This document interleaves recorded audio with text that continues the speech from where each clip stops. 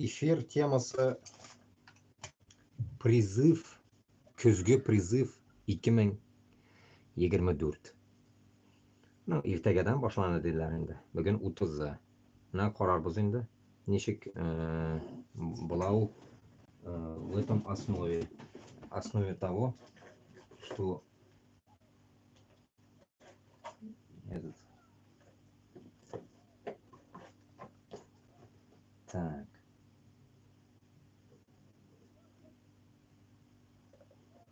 Как булау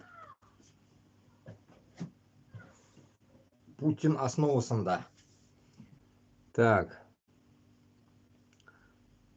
Примерно нашла итеп куйдым инде безнең өчен. Вроде бы. Что у этого резкости нет, что ли? Вот. Это темно. Шундый хәл. Җәмәгать. Пока кеше юк. Ну, керләр инде. Ага, бер кеше керде. Монда да бер кеше керде. Бүген бәйлим бит инде. Шунларга шулай караңгыда утырып булмый бит. Так. Үтсенсендә. Итак, монда 2 кеше булды, монда юк альпага. Ну, кайсында әз була, шуны сүндерәбез инде потом. Потом на новости перейдем какие-нибудь. Ну, темалар бик күп, но самая интересная тема, это, наверное, из последних тем, это призыв. Призыв, поэтому мен примерно тема эфира призыв. Новобранцы, так скажем, духи, или можно сказать, безнең телдә, лошарики на шарики. Поедут, короче, в этот Курские области или там еще куда-нибудь, типа на границу, куда им можно, нельзя, там разницы нету. Это Путина не волнует это, куда они поедут. Главное, как говорится, 133 тысячи, да, вроде бы, набор пошел, 133 тысячи. Вот, так что говорят, что на 3000 только больше, чем в прошлом году, или точнее весенний призыв был 130, или потом осенний 133. Ну, короче, место слагаемых ничего не меняет. Суть один, что этот Башкортостаннан, Татарстаннан пачками будут забирать на войну.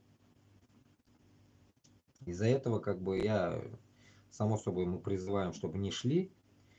Теге бір әйберне сорауга онытканмын, но ярый, как-то будем соображать правильным образом говорить. Нәрсәкәй. Башкортостаннан, Татарстаннан менә азакы көнне яңалык килде, да бүген дә тоже скидывали, то что уже какой-то рота Башкортостаннан разбита. 32 кеше үлгәнме, югалганмы, нәрсә булган? Короче говоря, үлгән, наверное, 32 кеше.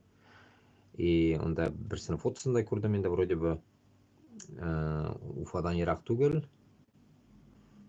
Кайсыдыр райондан инде, Дәүлекәннән вроде бы, алдашмасам. Менә шундый хәл. Шунларга мин сезгә әйтәм, малайлар үлә, малайлар югала, и как бы это непорядок. Үзебез өчен, теге независимость өчен көрәшергә беркем не хочет. Вот примерно так, наверное. Шулай. Ну, а так теге. Так. Кешеләр пока бөтенсендә по одному, по два там только. Кеше С. И вот. Больно таких сильно, әллә инде теге новостилар инде мин күргәнем юк, дөресен әйтсәм әле пока. То, что вот по новостям услышал инде, примерно это будем говорить, потому что без бит инде Башкортстан эчендә түгел, Башкортстанда нәрсә происходит, мы то, что вот в новостях говорят, что узнаем бит инде по новостям, Шундай хәл.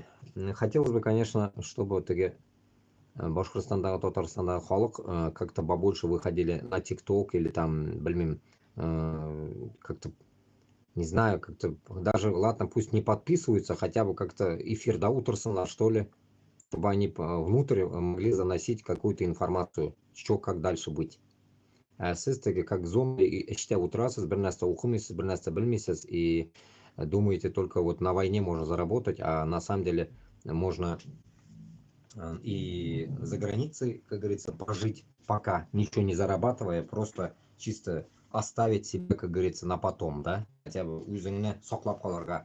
У сізда нету желания, что ли? Что именно дохнуть надо всем, что ли, подряд? То, что там царь позвал и надо ехать там, или что-то в этом роде. Итак, мына бірінші комментарий келіп чыкты. Идут на СВО сейчас из-за ради денег. У всех кредиты, ипотеки. Патриоты шли в начале, сейчас только деньги. Рашунды халь.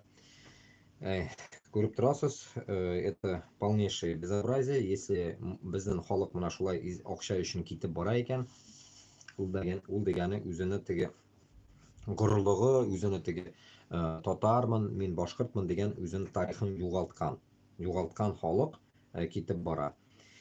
И самое интересное добавлю насчет певцов.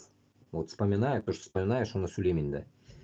Тямаевны бір күнні кімдір жазып шығарған, недедір телеграм-канал тоже, что татаршамы, башқұртшамы тоже жазғанлар, башқұртша шекелік. Нәрсе, что Тямаев жырлап йөри, бүтін саны концертына бара, Турцияға бара тұрған концертка, там пишется, чтобы бойкотировали концертына бармасынлар. Ну, само собой, аны бит инде бүтін шул әтәк-сәтәк яшьләр күрә бит инде нәрсәгә, хатын-кызлар бит инде ярата туда-сюда. Дөресен әйтсәм, мин дә ишетәм аны, но когда узнал, что этот, так скажем, долбоеб ярдәм бирә татарларга, как будто бы Казан татарларына, там, Татарстан татарларына ярдәм бирә, и типа акча белән туда-сюда, там, ну, типа машина төяп, как обычно, зеленые дигән, соленые огурцы везет дигән кебек инде. И менә шундый теге малайларга ярдәм биргән кебек инде.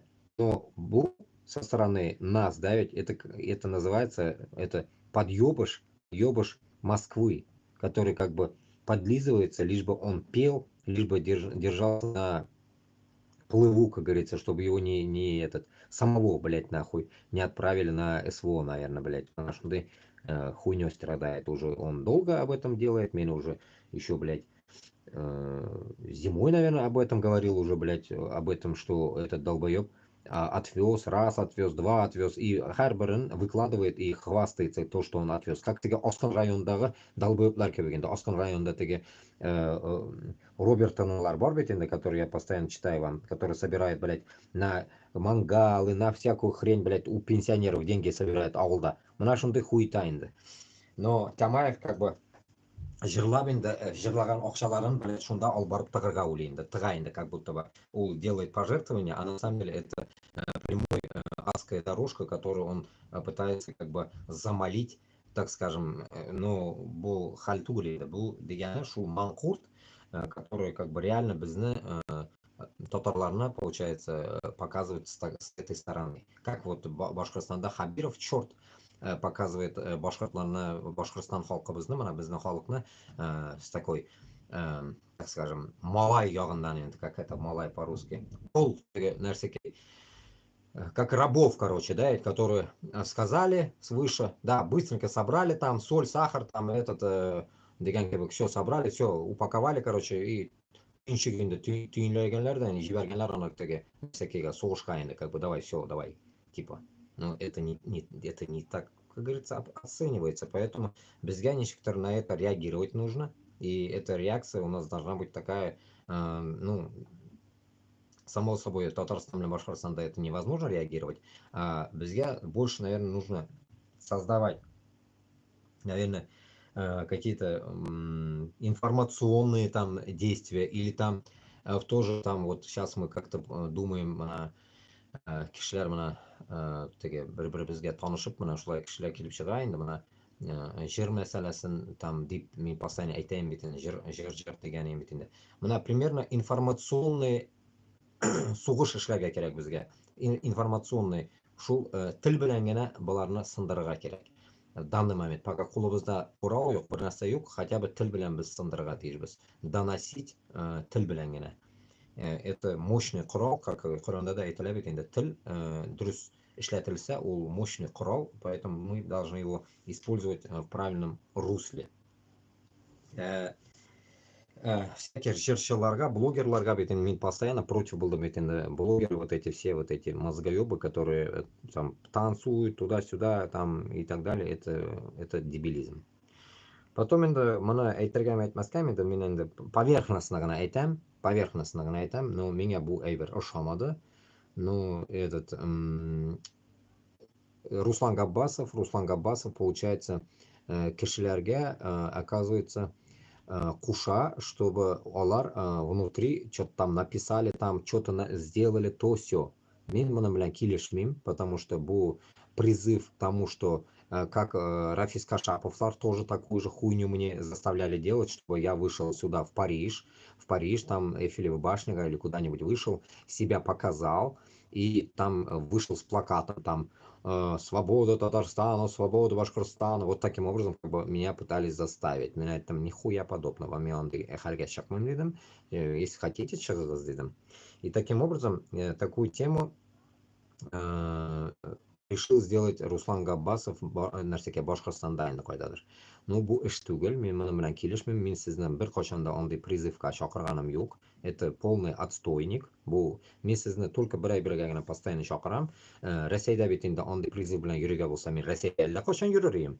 Понимаете, почему я там ничего такого не делал? Потому что там сразу алып кіріп қоялар. Я знаю, что такое в мечеть сходить в Москве. Это в мечеть сходить, это значит, с двух сторон у тебя стоит автоматчики или там менты, грубо говоря, да, и ты сходишь в мечеть. Как будто надзиратель қырында сен намаз оқисың. Он еще, конечно, камера бетінде бар.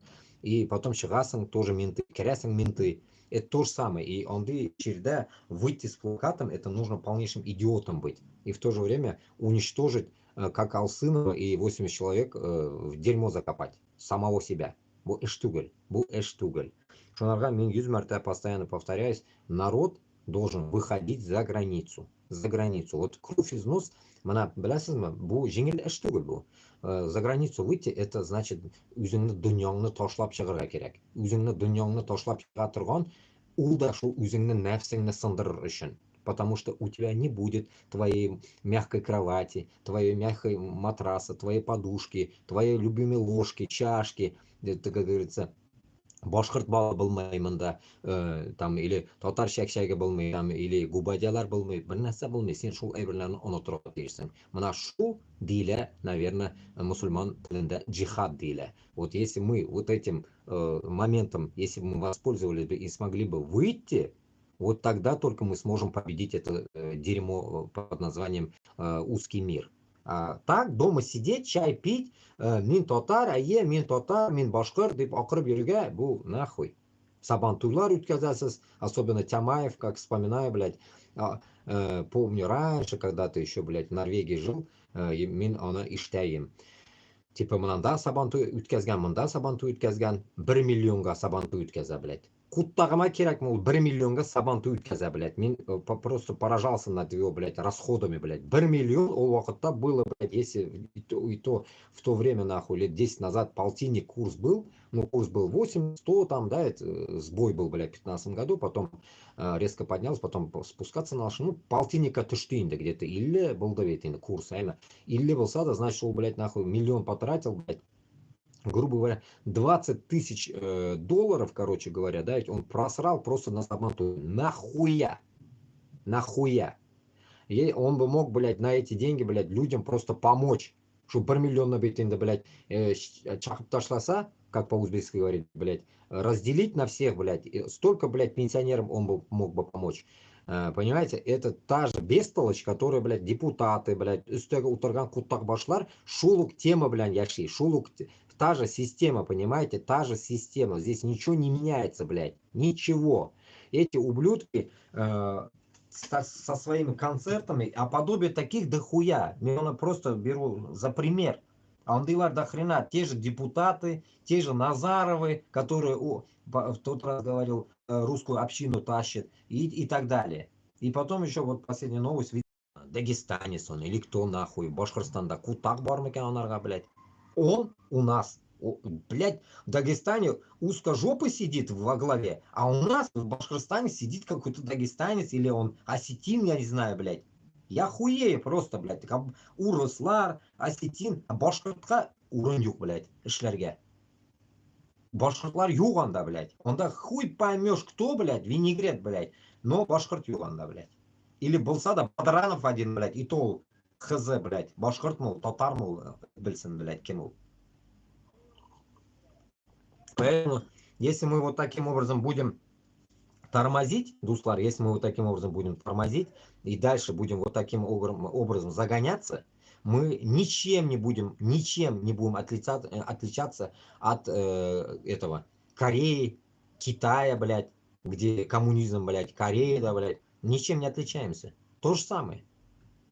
То же самое. Рабы, которые, блядь, вроде бы, свобода есть, как мне вот только что такие комментарии пишет, Кыргыз хатын кем ул миңа яза белән икән, ну потом будем читать, как она пишет, типа, мәчетләр бар дия, кайсы дәүләттә шундый свобода бар дия мәчетләргә, әллә нәрсәләр. Блядь, я хуею, блядь. Башкортстанда уже 3 мәчет янды, блядь. Мәчетләргә свобода бар икән Россиядә. Какой свобода? Мәчет просто полнейший, блядь, абсурд от манхуртов слышать. Они как меня уже достали. Так, дальше этот один комментарий. Опять же, если призовут, то пойдут, кто идет против правительства. Тех устраняют любыми способами. Ну, их просто заставляют, валейкум ассалам, Башхарт, да. Их заставляют таким образом, чтобы, вот как Алсынова, всякому не, вот посмотрите, Алимана шел 80 киши утраби, они же как бы как террористы, по идее, их же не должны забирать. А вот посмотрите, когда вот жопа начнется, вот сейчас хохлы начнут нападать конкретно с дальнобойными, хуярить будет сейчас скоро, вот подождете. Алимана, все впереди. Всяко что-то поменяется. Байдены, хуяйдены переизберутся, все поменяется. И вот шунда Корарсас, всех тюремщиков, всех, блядь, бомжей, всех соберут, блядь. Кстати, блядь, насчет бомжей. Короче говоря, в Тульской области, блядь, какие-то цыгане, нахуй, пугая, нахуй, их, блядь, какими-то, нахуй, высшими чинами, блядь, держали каких-то алкашей, бомжей, блядь, своих же, блядь, узкожопых, ну, там весь сброд, в рабстве, в Туле, на яблочных, блядь, пизжу, не в Туле, в Белгородской области, в яблочных полях, блядь, ферме, на яблочной ферме, блядь, только за рюмку водки и жрачки, короче, и они пахали. Пару месяцев, говорит, уже вот с июля месяца, говорит, они не получали зарплату. Ну, вот такой дебилизм. И потом говорят, 2 миллиона, говорит, рабства. Там нихуя не 2 миллиона рабства. 150 миллионов, если в России осталось людей, вот вы все рабы. Вот все вы рабы, в том числе и я был рабом, пока не вылези оттуда, блядь.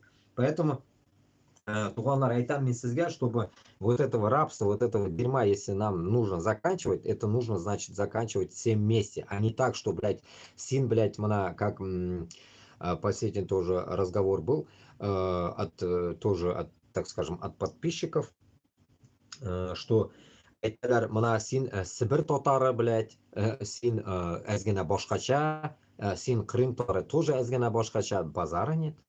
Базара нет. Өзбекстанда aytganda shevasi boshqa татарлар, урны boshqa. Это же казахи, допустим, не будешь говорить, казахи там с севера или там с запада или с востока, что-то они чуть-чуть не те казахи. И давай там их под шаблон какой-то вести. А безда шул нәрсә бар. Безда шул нәрсә бар. Нижний Новгородтагылар бар. Ну, я тоже как бы их по языковому барьеру прикалываю, да, прикалываю чисто, но понятно, блядь, у них свой язык. Понятно, они, как говорится, с другого региона. И они и то пытаются говорить, даже, блядь, Татарстанда, Башкортстанда, Кутаганда сөйләшмәгән татар белән башкорт, И то Sibir татарлары ham boshqalar o'zlarining tilini biladi. Bilgani bor. Bilmagani тоже дохуя, но bilgani bor. Поэтому, как я считаю, что бутон татарларны, получается, всех надо уважать. Не надо нахуй их в какую-то гребенку затаскивать. Вот этот идиотизм надо заканчивать. Особенно этот идиотизм идет именно с Татарстана. В Татарстане вот такая поеботина. Именно казанские, блядь, возомнили нахуй, что они дохуя татаристы, блядь. Дохуя нахуй нацисты, получается, блядь. И сами не знают, что винегрет, ёб твою мать, блядь. Что они, блядь, половина нахуй, хуй поймешь кто, нагайцы, если Сюембека нагайка была. Другие кто тогда там? Кто там был вообще, если на то пошло? Поэтому Мин в последнее время порой, блядь, Татарстан, блядь, ненавидеть начал после вот этого ебаного Рафиса Кашапова, при том еще. После них, блядь, меня вообще тошнит нахуй от Татарстана, по сути. Потому что там, блядь, урос сбротлара жилгананда, блядь, нахуй. Бетонеса марионетки, нахуй, поголовно, можно даже сказать, блядь. Там есть выскочки, может, подобие чистенькие такие, пару человек, может, есть такие. Но, блядь, их нету, я не наблюдаю их, блядь. Они только балаболят, блядь, вон в группах, на сайтах, блядь, у Рафиса Кашапова, который, блядь, 100% через Турцию топят, через Турцию топят. Нахуя нам через Турцию топить, блядь? А Башкортостаннан, кто подымается, да ведь? Только один Руслан Габасов. Все, где народ-то, я не могу понять.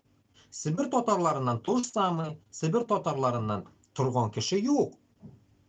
Вот только вот порой, пару дней назад, так скажем, грубо говоря, пытаюсь связь наладить. А так Сібір татарларынан тұрған кіші yok. Если Бурятиядан бар и так далее бар, а нәрсәгә Сібір татарларынан бір кем юк. Почему Нижний Новгородтан бір кем юк, Мордовиядан бір кем юк? Никого нету, я не могу понять. Ладно, Крым татарлары, понятно, мы до них не можем даже, по сути, доебываться. Они уже все, как говорится, через Украину это топится, оно, у них есть все это, блин, через Украину. Но безне, Россия еще бөтенесе бит разброс, мына шул разброслар, блядь, берсен нихуя не выходит. Все есть вроде бы, все они есть, но их нету в то же время.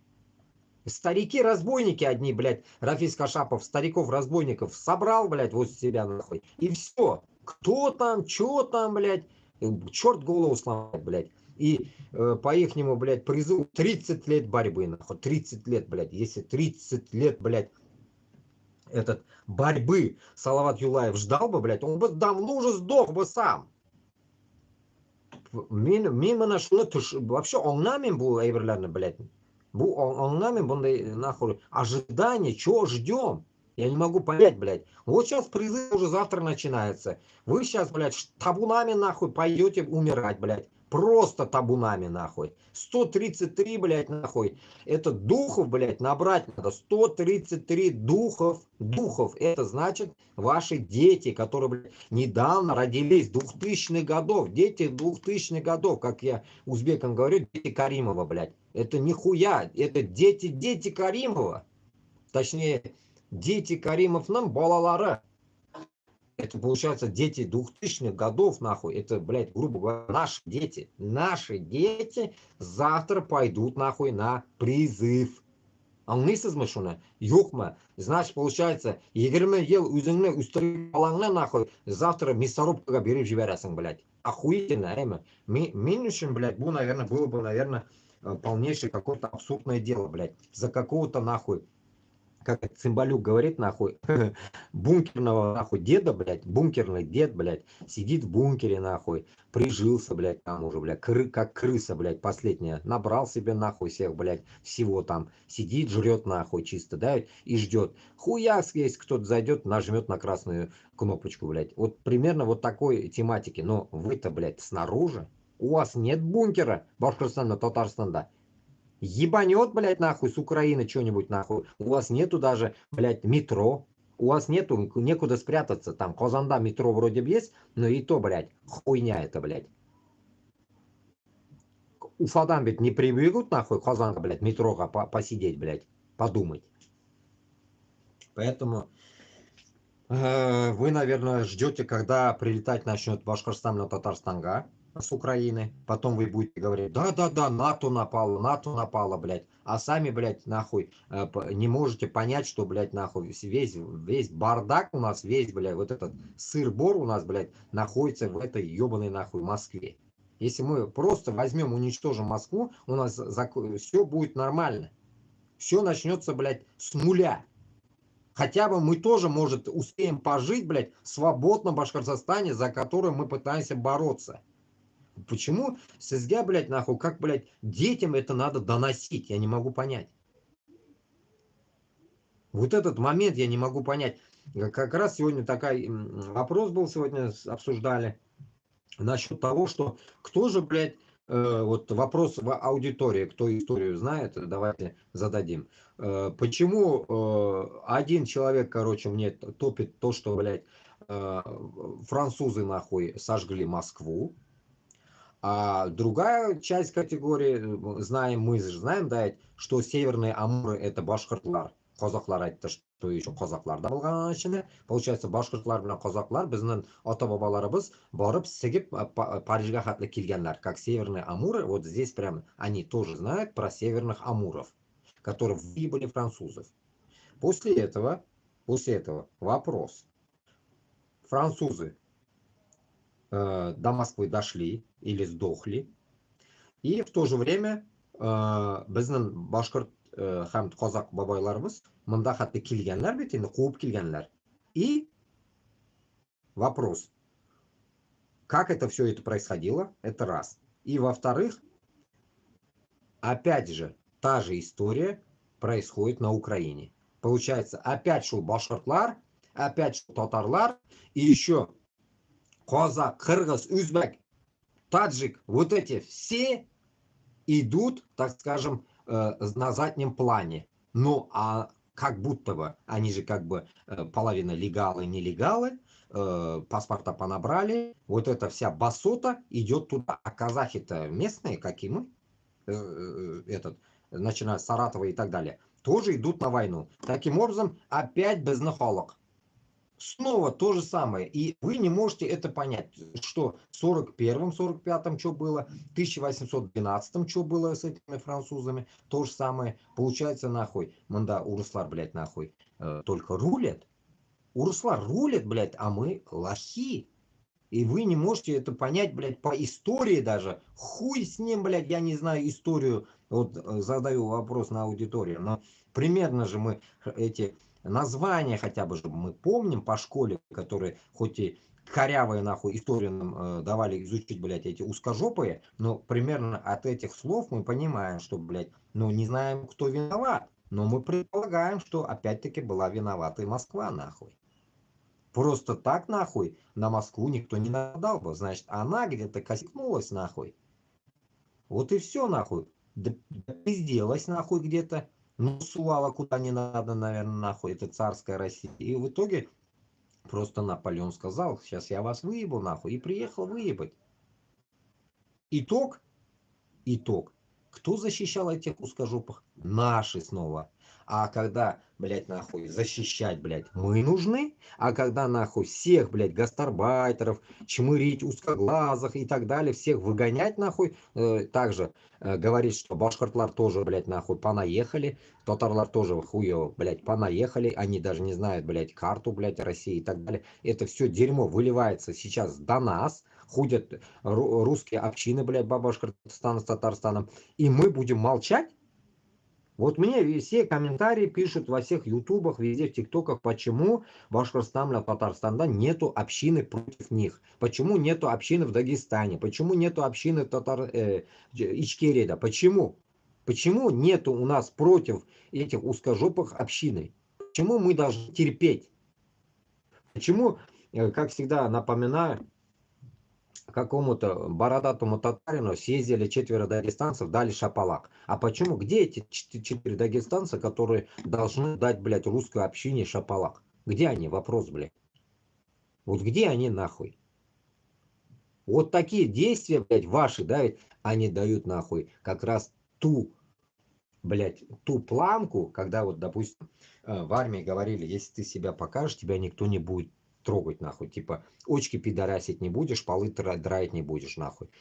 Было такое, допустим, да ведь? Было. Да хуя такого было, нахуй. В армии, блядь, российской все бывает, нахуй. И в итоге что происходит, нахуй? Они, блядь, нахуй делают, что, блядь, понравится русне, пиздят, нахуй, своего, получается, пиздят своего, чтобы, нахуй, царю это все нравилось. Вот и все. Подъебошность, вот это, оно не дает нам, нахуй, героизма, нихуя. Когда ты чмыришь своего земляка в той же армии, который сейчас на войне, то же самое, блядь, вот это, оно не дает, оно только дает минус, нахуй, и выигрыш, блядь, только узкожопым. Что ихняя, как это, блядь, их урок хорошо пройден, блядь, нахуй, типа нашими учениками, блядь. Вот и все. Мы, получается, нахуй, хорошие ученики, блядь, а они хорошие учителя. А нет, блядь, уже мы должны осознать, что нахуй учителей надо мочить, оказывается. Что-то перебор, блядь, что учителя нас учат, блядь, всякой хуйне, которая доводит к тому, что, блядь, мы уже нахуй приезжаем друг к другу в гости и пизды даем. Ну зачем это нужно, блядь? Вот это я не могу понять. И почему я такие дурацкие разговоры веду? Потому что, блядь, я хочу донести, блядь, башкирт, блядь, татарга, что когда вы идете на войну, как будто бы против Украины, на самом деле вы идете против нас. Потому что вы истребляете народ. Хоть вы чмошники, которые идете туда, но вы таким образом даете нахуй слабинку свою, то, что, блядь, идете вы тупо умирать за царя. И это и есть слабость. Манкуртларны слабость это было и есть вот эта тема. Надеюсь, в дальнейшем оно не будет, мы избавимся от этого нахуй. Поэтому, когда очень много комментариев пишут, почему я об этом что-то так высказываюсь, неправильно, может, говорю, или правильно говорю, и начинают мне бурагозить тут в комментариях всякие нации, я говорю, да, ведь один видео посмотрят, потом начинает наезжать. Вы посмотрите эфир, видосы, о чем там идет речь и так далее. Может, вы потом осознаете, кто кого ебет, блядь. Я не пытаюсь кого-то ебать. Я пытаюсь вам нахуй глаза нахуй открыть, блядь, что нас ебут, блядь, всех. Вас ебут и меня ебут. То же самое. Вы не думайте, то, что я здесь сижу, блядь, кайфую нахуй. Нихуя. Вы там, блядь, ебетесь, а я здесь ебусь. Вы не думайте то, что, блядь, нахуй за границей это лафа, блядь, съебался там туда-сюда, классно. Да, альхамдулillah, то, что я как бы жив остаюсь, блядь. Не то, что вы идете на войну, блядь. Вот это есть. А то, что, блядь, те же, блядь, какие-то мучения, какие-то жизненный процесс идет такой же, как и у вас, блядь. У вас просто да под прессом идет оно. Вы терпите, как терпилы. А я как бы спокойно живу, не терплю ничего. Вот тут только есть разница. А так я живу без Башкортостана, без Татарстана. И вы также живете вроде бы внутри, но в то же время это не ваше. И вы как лохи идете на войну. Все. И вы думаете, что зарабатываете, как вот комментарий написал, все идут за деньги. Кредит туда-сюда. А кредиты, кстати, сегодня этот хуй, у Майкла Наки вот этот, блядь, экономист, блядь, пиздел, Милов, блядь. Как раз таки, нахуй, кредиты, которые повысили от 19 до чем-то процентов, нихуя, блядь, этот манкуртский мир не остановился не брать, блядь. Берут только так, в обе щеки, нахуй, берут, говорит, нахуй. Понимаете? Это говорит узкожопый экономист вам говорит, что вы в обе щеки берете кредиты, нахуй. И нихуя ничего не... Хоть вам 100% поставят, блядь, вот этих забегаловках, где бери деньги, блядь. Деньги даем, деньги даем. Да там 100%, да ведь? Даже вы там же брали, блядь. Чё тут уже нахуй 19% было там, допустим, сколько там было, наверное, 17, стало 19-20. Чего уж 2%, да ведь? Вы в обе щеки берете эти кредиты и вешаете себе нахуй ипотеку на 30 лет, потом едете, думаете заработать, как он, у меня родственник, узбек с Москвы, поехал, блядь, на войну, зарабатывать деньги, купить квартиру хочет в Москве. Вот я поражаюсь над такими людьми, блядь. Тут мы ходим, блядь, пытаемся уничтожить нахуй узкожопых и Москву, блядь. А тут люди, блядь, пытаются еще дальше жить, зарабатывать на войне и покупать квартиру в Москве, блядь. Я хуею, блядь. Я хуею просто, блядь, нахуй. Понимаете, какой маразм у людей. Они думают, что они дальше еще могут жить. Это что означает звонок? Потому что Аллаха ышанмыйлар бу халық. Бу халық Аллаха ышанмый. И после этого они говорят, что типа они вечные. Они думают, что со СВО, блядь, это как это называется, сука, с этой войны, блядь, они думаете вернуться? Да, они вернутся. То инвалидом, то вообще может вернуться, то ли, блядь, чокнутые профессоры возвращаются, потом идут в школу, блядь, преподают, нахуй, маньякские, нахуй, эти учения, блядь, нахуй, детям, блядь. Пиздец, блядь. Манашунды халь, туғанлар. Поэтому дерьма очень много, и я не знаю, как это все это доносить, это, чтобы человек одумался и развернул нахуй ружье свое, блядь, на Москву. На Москву. Вам это ничего не говорит, что рота башкирт сдохла. Точнее, блядь, не рота башкирт, а рота с Башкортостана сдохла. Вам это ничего не говорит, блядь? Почему она сдохла? Потому что вы узкоглазые нахуй. Вы узкоглазые, татары, там, башкортлар, смесь бульдога с носорогом, блядь. Вот, поэтому вы нахуй идете на мясо. Потому что вы щуп. Мусор, блядь, бір кемге керекмей тұрған мусор. Сізні сігелер. Қатынларыңыз, балаларыңыз үйде қала. Потом оларны келіп, мына шу маньяклар сіге, урыс маньяклары, которые сейчас отсиживаются в Казахстане, в Узбекистане. Они зайдут потом, когда сменится, как будто бы, блядь, по ихнему плану, нахуй, навальнисты станут. Потом они зайдут, нахуй, и все везде поедут, нахуй, уже Иванушки-дурачки рождаться будут, нахуй. И плюс бит әлі біздің башқұрт татарлар бит шу урыстарға қарай бит әлі, қызлары да пидораскалар. Қызлары да бит нахуй такие алчные, блядь, сука. Потому что у тех деньги есть. А у наших нету денег. Потому что наша половина алкашня, блядь. Бухает, которая. Откуда нахуй у наших деньги, если мы бухарики? Понимаете? До этого дохуя, блядь, рассказывать тут нужно нахуй. Ну, я не пытаюсь вам нотации читать. Но пытаюсь нахуй доносить то, что, блядь, происходит вот, при жизни нашей. Что, блядь, біз бит бәләкәй түгел дә инде. Біз бит олы кешеләрдә инде. Олы кешеләрдә уже, блядь, я думаю, сформировались мозги, нахуй, которые реально могут говорить, что да, мы можем, блядь, нахуй, мы можем это сделать. Вот так вот. Да, валейкум ассалам, партизан. Вот, поэтому туганлар. Шундыхаль, короче. Короче, в одном, так, 2, 2, 8, короче, в одном только 8 человек сидит. Ну, кешязимно, короче, ну, я не знаю, то рано выхожу кешяз, куп, ирта шықсам да кешяз, кеш шықсам да кешяз.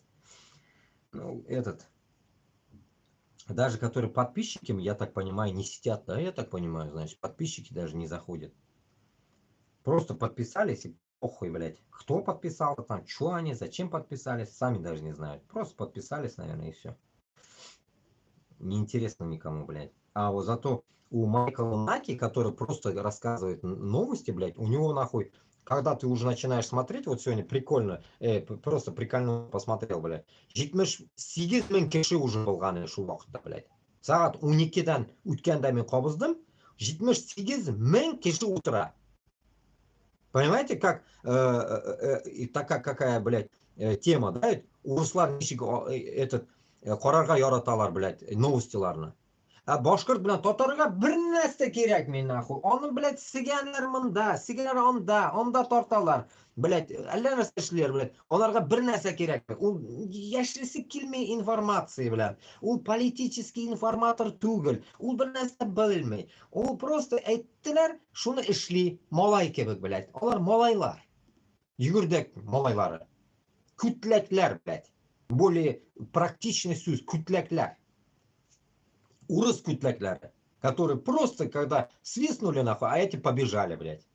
Ну, до чего мы докатились, блядь? Я просто поражаюсь, блядь. До чего мы докатились? Почему мы не можем, блядь, сказать нахуй, идите нахуй, узкожопые, блядь, с нашей земли, из Башкортостана, из Татарстана. Вы заебали уже нахуй. Mana shuni aytib bo'lmaymi ekan? Men anglamayman, блядь. Mana shuni.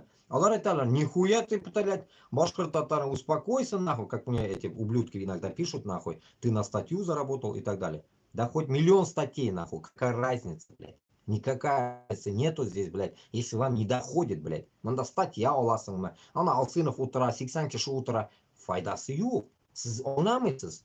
Аңгыр бәрәнләргә нәрсә аңлатырга можно? Бер нәрсә аңлатып булмый, блядь. Сез думаете, что, блядь, они напугали нас статьей, блядь. Точнее, вас напугали, нахуй. Вас напугали статьей, и вы не вылазите, нахуй. Как Майкл Наки говорит, язык в жопе, блядь. И в итоге, получается, после этого вы думаете, что вы что-то добьетесь? Вы что-то добьетесь? Я не вижу нихуя. Нихуя. Потом, на днях Петин этот комментировал уже, говорил. Стрим, блядь, был, не был. Ну да, был и говорил, не говорил, блядь. Ну вот, как один уебок, короче, так скажем, псевдо-кыргыз, надеюсь, я его буду называть псевдо-кыргыз, чтобы кыргызы не обижались, псевдо-кыргыз, накатал мне, блядь, там дерьма целого нахуй куча, ну, видели, наверное, в Телеграме, что я, блядь, получается, такой-то, такой-то, блядь, типа, блядь, мы, оказывается, блядь, рабы 500 лет, нахуй, блядь, и так далее, и так далее. Он как бы, говорит, у меня сидит несколько дней, послушал меня и вывел такой обзор для себя сделал. Нихуя ты, блядь, нахуй. Кто ты, нахуй, блядь, выводить что-то, вот это я не могу понять, блядь. Если ты, нахуй, за узкожопых, нахуй, так и скажи, блядь. А не выводи нас нахуй на то, что мы 500 лет рабы или там 1000 лет рабы. Мы знаем, мы сколько рабы, блядь. Вот пытаемся от этого избавиться. И получается, народ манкуртский в каждом народе пытается нас, блядь, переобуть таким образом, то, что без, блядь, күрешерге тиеш түгел без просто мал кебек урыслар белән яшәргә тиешбез. Урысларны колы булып ничек яшәгәнбез икән, шулай без яшәргә тиешбез икән. Не дергайся нахуй только. Не дергайся, бана шулай гына авызыңны яп нахуй, утыр күтеңне кысып. Но это не дело, блядь. Это не дело, если в каждом народе, каждый народ, если не будет нахуй зачищать своих манкуртов, то мы пиздец нахуй, скоро нас не останется реально. Так и было во время раскулачивания. Думаете, что было раскулачивание, да? Я даже в своих родственниках даже подозреваю, порой иногда, блядь, во время раскулачивания что-то не то было, нахуй. Блядь, даже в родственниках подозреваю это. Именно башкирт ягымнан да даже подозрение идет у меня по всем историям, которые я знаю. Поэтому я думаю, что, блядь, раскулачивание вахтанда, получается, кто-то работал реально, блядь, за красных или за белых, хуево, блядь, за правительство, а кто-то был просто против правительства. И там, получается, нахуй, блядь, конкретно, нахуй, безнен раскулаченные бойлада попадали, получается, и в то же время, кто был там, допустим, работал на правительство, получается, он и был стукачом. Получается, значит, моих родственников даже могли быть люди-стукачи, понимаете смысл? Вот какие моменты человек должен, блядь, обсуждать и, блядь, менять себя, узнав об этом. Как мне вот начинают, в тот раз меня наезжали на меня, блядь. Вот, син, оказывается, Туран, я даже произнести я его не могу, Туре. Я откуда знаю, я туре или не туре, да? Я недавно об этом узнал. Гомер турында мы не разговаривали. И бах, ты узнаешь, что ты, допустим, Иванушка дурачок. А я не знал об этом, оказывается. И в итоге потом ты узнаешь. Вот то же самое. То же самое. Ты не знал, не знал, не знал. Вот как в передаче «Ищу тебя», блядь. Хуяк тебя находит. А, оказывается, ты, блядь, не белый был раньше, а был черный африканцем. Примерно шунды ухаль. И тут мне начинает нахуй в комментариях, блядь, говорить то, что я, оказывается, долбоёб по каким-то комментариям. Ну, я их типа, быстренько или скриншотю, или удаляю. И типа я, оказывается, не знаю, блядь, и позор это, оказывается. Позор, Икян, меня, что я не знаю свой род. Охуительно, блядь. Позор может, да. Ну, позор перед кем? Вот это интересно. Перед кем, блядь? Перед ним позор? Или перед кем, блядь? Поэтому, когда мы пытаемся доносить себе историю друг другу, да, блядь, мы должны как-то доносить его нахуй с умом, наверное, а не так, что нахуй опускать его, блядь, перед кем-то нахуй, непонятно чем, блядь, и перед кем нахуй выделываться. Вот это интересно. Вот этот момент я не понимаю. Когда речь идет о том, что именно, блядь, нахуй, бизнес душманов урыс, и в этот момент ты не знаешь историю свою, это то же самое, когда мне втирают то, что я почему не знал, что я тураляр. Откуда я знал? Это я имеется в виду, пример привел к тому, что bizne башқұртны да, татарны да душманы урыс, афганны да душманы урыс. Если на то пошло, Афганистан тоже мочили наши. Мы, точнее, мы даже им враги, блядь. Мы даже, наши, с Башкортостана даже, минам ауллардан бар, блядь, кишлер, которые в Афгане были. Они еще кичатся этим, блядь. Они герои, блядь. Афганцы, блядь. Они афганцы себя называют, блядь. Типа были на войне, блядь. Убийцы на Афгане были, и они кичатся этим. И исходя от этого, значит, получается, блядь, нахуй, без душмана без, блядь, урыслар, а мы не можем это вдолбить друг другу и помочь, чтобы, блядь, сказать, эй, долбоёб, сын, блядь, попытайся понять его, почему он так пиздит, Башкортостан на Татарстан, а не говорить, что, блядь, мы, блядь, 500 лет в рабстве, блядь, а, понимаешь ли, Азидаглар, как некоторые люди дальше Казахстана говорят, что мы-то рабы и об этом не знаем, блядь. Как будто бы они не были рабами, блядь. Мынандай маразм, блядь, я заебался объяснять башкорт, блядь, татарға. А оказывается, бар еще и люди с Азии, которые мне будут дәріс берега, блядь. Но если ты дәріс бересен екен меня, тарихны білесен екен, ну ты тогда подводи точки, блядь, таким образом, чтобы, блядь, нахуй, мы осознавали правильно этот момент, что ебли-то всех, ебли нахуй всех одинаково. Мына шунды хуеталарны, если человек доведет вот этим вот, мы-то ладно, хуй с ним, блядь, біз уже өзіміздің яшап куйдық, блядь. А мына 20 яшіліктер, которые духом пойдут, блядь, в армию, вот им, вот таким мы должны оставить какой-то урок, блядь. В каждой нации, в каждой. Башкорт үзіне, татар үзіне, там дальше, Дагестан, Бурятия и так далее. А не то, что мы, блядь, пиздим о том, что, блядь, мы, оказывается, не знаем и пытаемся зашмырить друг друга, не знаем историю.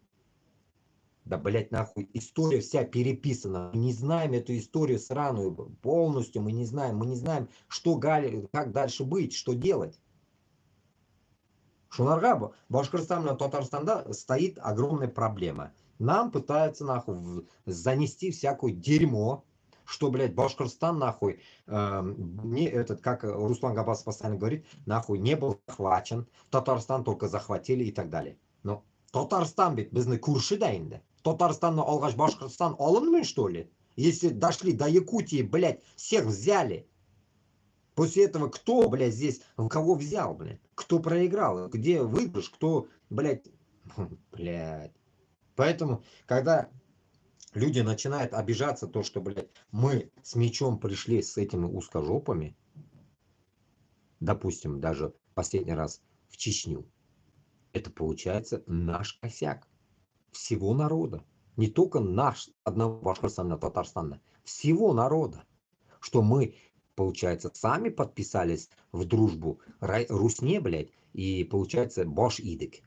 Значит, бош имеске булган. Біздің ата бабаларыбыз бош игенлер. Значит, ну, время пришло поменять это, блядь, положение. Почему мы этого не можем понять, чтобы мы поменяем положение, допустим, Башкортостана, Татарстана, встанем против этих узкожопых? Что тут такого тяжелого? Почему мы должны, как говорится, это терпеть? Почему наш народ должен это терпеть? Потом еще раз спущусь к тому моменту, когда призывает... Так, сейчас почитаю комменты. Накидали так. Алейкум ассалам. Так, Башкорту алейкум ассалам. Так, это потомки Чингизиды. Афгане тюрки тюрков убивали. Вот я говорю, да. Ну вот, нет, но одна часть, говорят, туры, это как бы пришли, говорит, с арабских стран.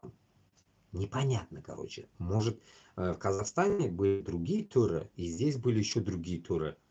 Без понятия. Но я, вот, если так посмотреть, вот прабабушкины фотки я видел, бабушку, дедушку, прадедушку я видел.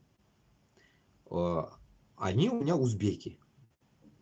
Получается, оларда по их фотографиям непонятно, но у дедушки может быть, но не гарантированно, но чуть-чуть может, ну это старая фотка, да, человек тоже не молодой, получается, чуть-чуть глаза вроде бы, ну, не узкие, ну, можно сказать узкими, но не узкие. А у бабушки, прабабушки вообще не узкие глаза. Но темные конкретно, не белые, короче. Поэтому, как говорится, тут, я не знаю, ну, узбеки, не знаю, узбеки, черные волосы, черные борода, получается, вот так вот. И плюс менің қарт атайым, ну что, апададамның дадасы, получается. Дедушкина дедушка был Хаджи Баба, его звали вроде бы. Ну, в хадж, он в хадж пешком сходил. Понимаете, вот даже такая информация есть. В хадж он пешком сходил. Ну, так скажем, раньше как шли? Верблюдами. Вот так сходил он. Мой прапрадед в хадже был пешком. Ну, 100 лет назад какие нафиг, да, эти самолеты? Не может быть. Конечно, пешком. С Узбекистана пешком сходил.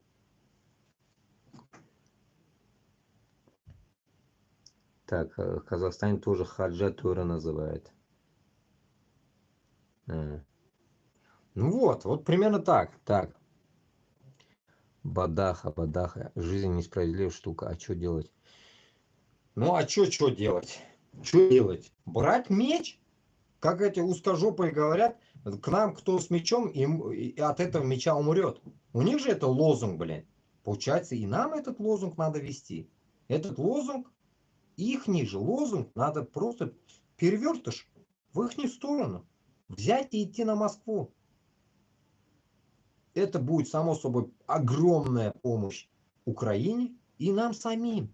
Потому что ждать, когда Украина нам поможет, это идиотизм. Я постоянно на своем эфире говорю об этом. Но это глупость, я так считаю. Зачем нам ждать кого-то, когда мы можем также идти? У нас также 2 ноги есть, 2 руки есть, альхамдулилля, и мы идем. Поэтому я говорю, бүтін башкортларга, татарларга только выходить надо оттуда.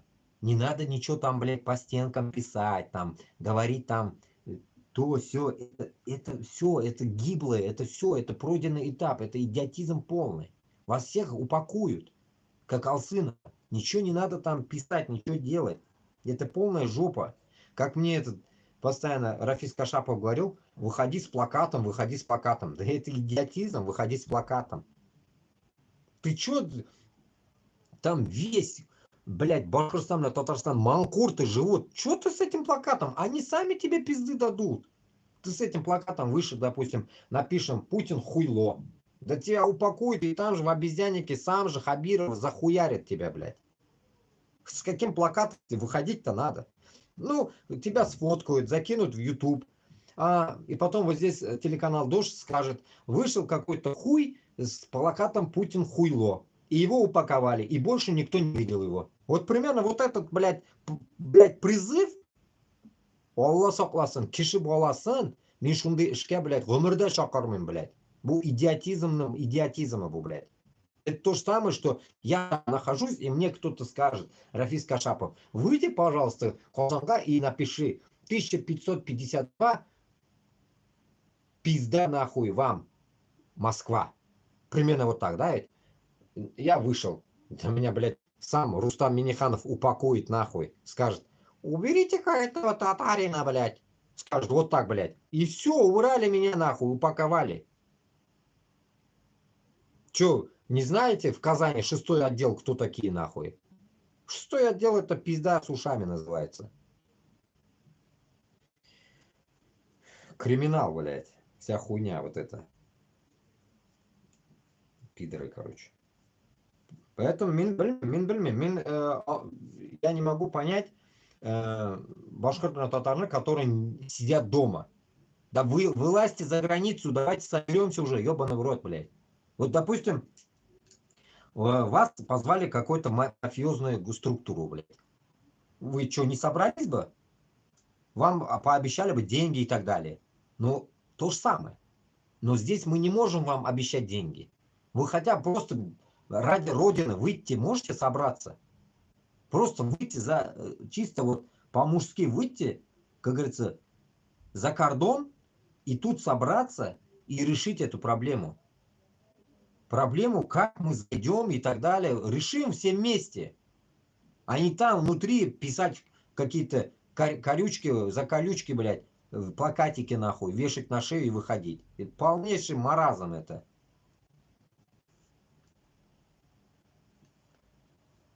Позор, короче, да, это, от которого толка ничего не будет.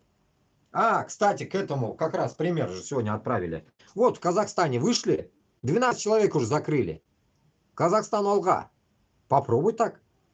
Этот ихний Тукаев пиздец дункайта потом всех. Понимаете смысл?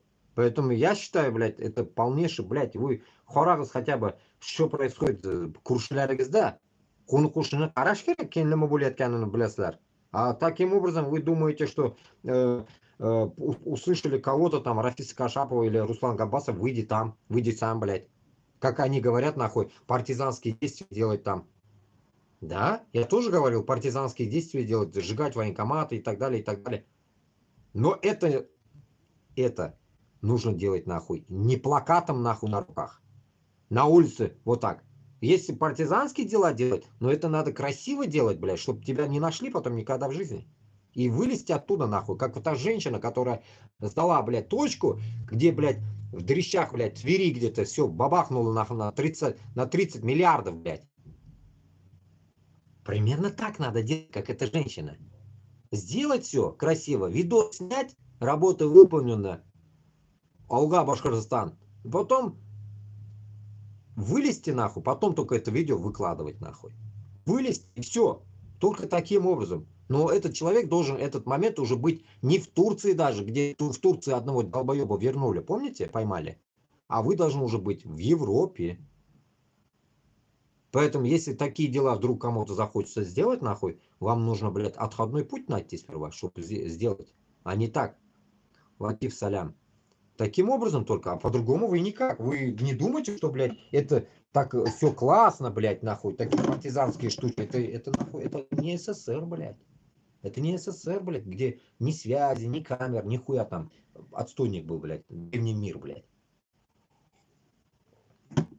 Нихуя, поэтому, туганар, нужно понимать одно, что, блядь, только мы можем шиттен нәрселерге бүтін өйбірні. Шитке шыққаш бүтін өйбірішлер бұла. Сіз мына іште отырасыз, әйме қуқай, блядь, қурқып, блядь, Блядь, мен даже подписаться алмаймын екен, меңе ярамай онда, меңе ярамай мында, мына малайлар айта бет енді қорқалар, что кірге ярамай, сайтларға, жазуларға ярамай и так далее. Ну, получается, ярамағаш, блядь, нахуй, значит, шығырға керек. Bilan Татарстан deyapman, Qozog'iston bilan O'zbekistonga, Qirg'izistonga da chiqmag'iz, tursalar olib kirib qo'yalar. Вы только просто xalqni будете подставлять. Xalq-то не такой, правительство такое дерьмовое, блин, манкуртское. А хлоп просто будет, блядь, потом как-то не по себе им будет. Поэтому надо только снутри вылазить. А мы не можем собрать вас. Вас как собирать, если вы не вылазите? Вы даже на телеграм-канал наберем. Bütün gün taraftan bitinde. Yok yazmıyorsunuz нихуя. Понимаете? Потом Руслан Габасов, блин. Ну, Руслан Габасов, блин, допустим, даже Суляштык Диилигем. Вот иногда думаю, да, вот если вот с ним как-то поговорить, может что-то улучшится. Ну что, вот мы поговорим с ним, и что у нас что улучшится? Что он мне скажет? Он скажет, надо, давай побольше звать, чтобы на плакаты чиркали нахуй. Типа, блядь, Путин хуйло везде, да, и писать будем. Смерть Русне, блядь, или что-то в этом роде. И еще, а толок? Толок где, блядь? Шунарга, когда он говорит, что он Кукбурада болган, онда болган, бүтін жерде афиширует себя, ну, сен болгансың, понятно. Ну, заманалары башка блядь. Понимаете? Замана бит үтә. Ул качан болган? Муртаза Рахимов вакытында болган. А хәзер нинди заманалар? Муртаза да юк. Путин ул вакытта тоже, грубо говоря, только был этот лошарой, блядь. Духом был еще в то время, не понимал, что творится. И то дела делал, блядь. Взрывал, нахуй, эти всякие рязанские сахары, блядь, создавал. И всякую, блядь, нахуй, этот... Норд-Осты, блядь, делал. Всякое дерьмо. Что только не делал, блядь, сукин сын. Так, тут читаем. У меня прапрадед на лошади ездил. Габасов тоже писал пацанам.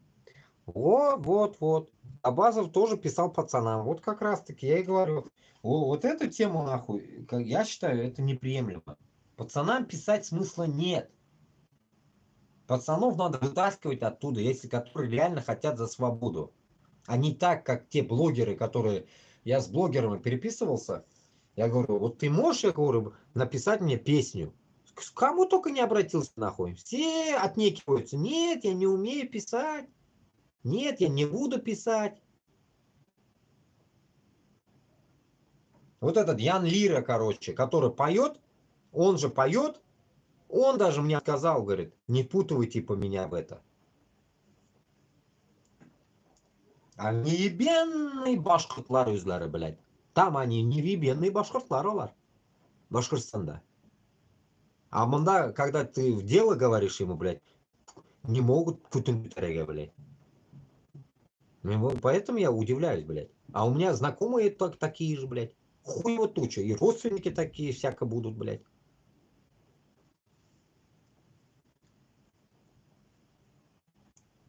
Поэтому, не знаю, наверное, мен бит айтам постоянно, блядь.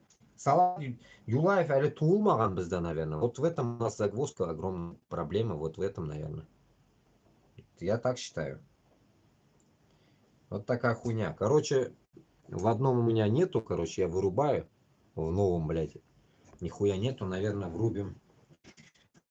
Этот, почитаем новости какие-нибудь, да, ведь?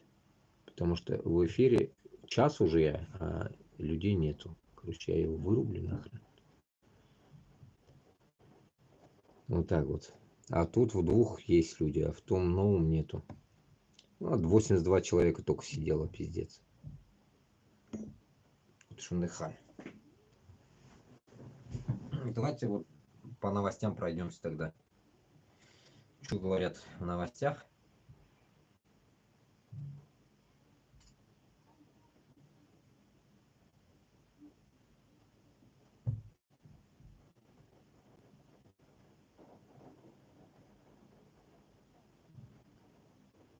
Так. Может, мимолетные будут заходить хотя бы. А то этот, даже мимолетных нету.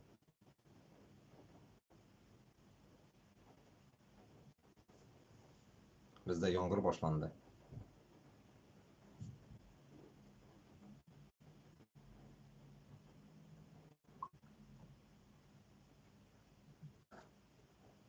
Так.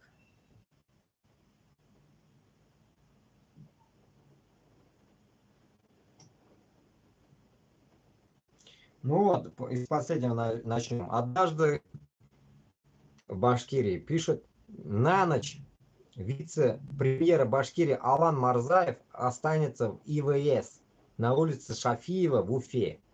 Сейчас Марзаев находится в статусе задержан на 72 часа. Вероятно, завтра его арестуют и предъявят обвинение. Упаковали, короче. Наворовались.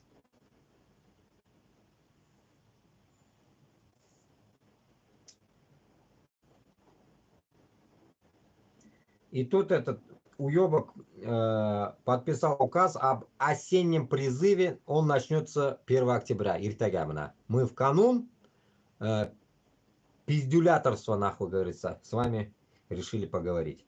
А, кстати, уже он да у Никидан уже 1 октября, кстати, Башкортостанда. До конца декабря планируется призвать 133 тысячи человек. Типа мобилизация, пишет кто-то. А кто-то пишет, Рафиков какой-то, блядь. Рафикова Алия. Не паникуйте и не пишите ерунду. Это каждый год так. Видите, народу похуй, блядь. Похую, блядь. И этой Алие до пизды. Чё там наберут, блядь? Не наберут, нахуй. Останется она без члена, блядь, или с членом. Ей поебать. Лишь бы, блядь, он привозил 200 тысяч или 200 в гробу, нахуй. Примерно так.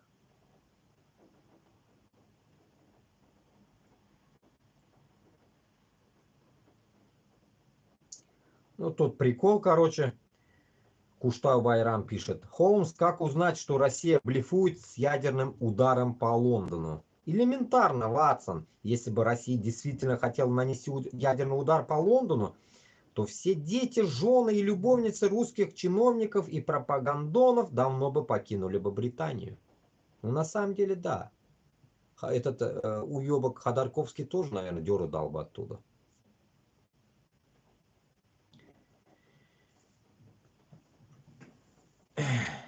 И вот тут пишет, короче, на кыргызском как раз пришли, я сюда закидывал, оказывается, чтобы почитать потом. А, и даже их ответ тоже был вроде бы.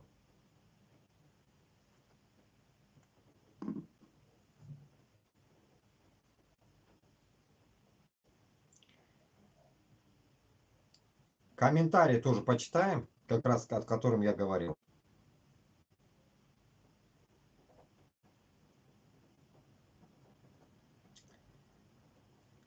Попробуем как раз почитать на кыргызском языке, короче.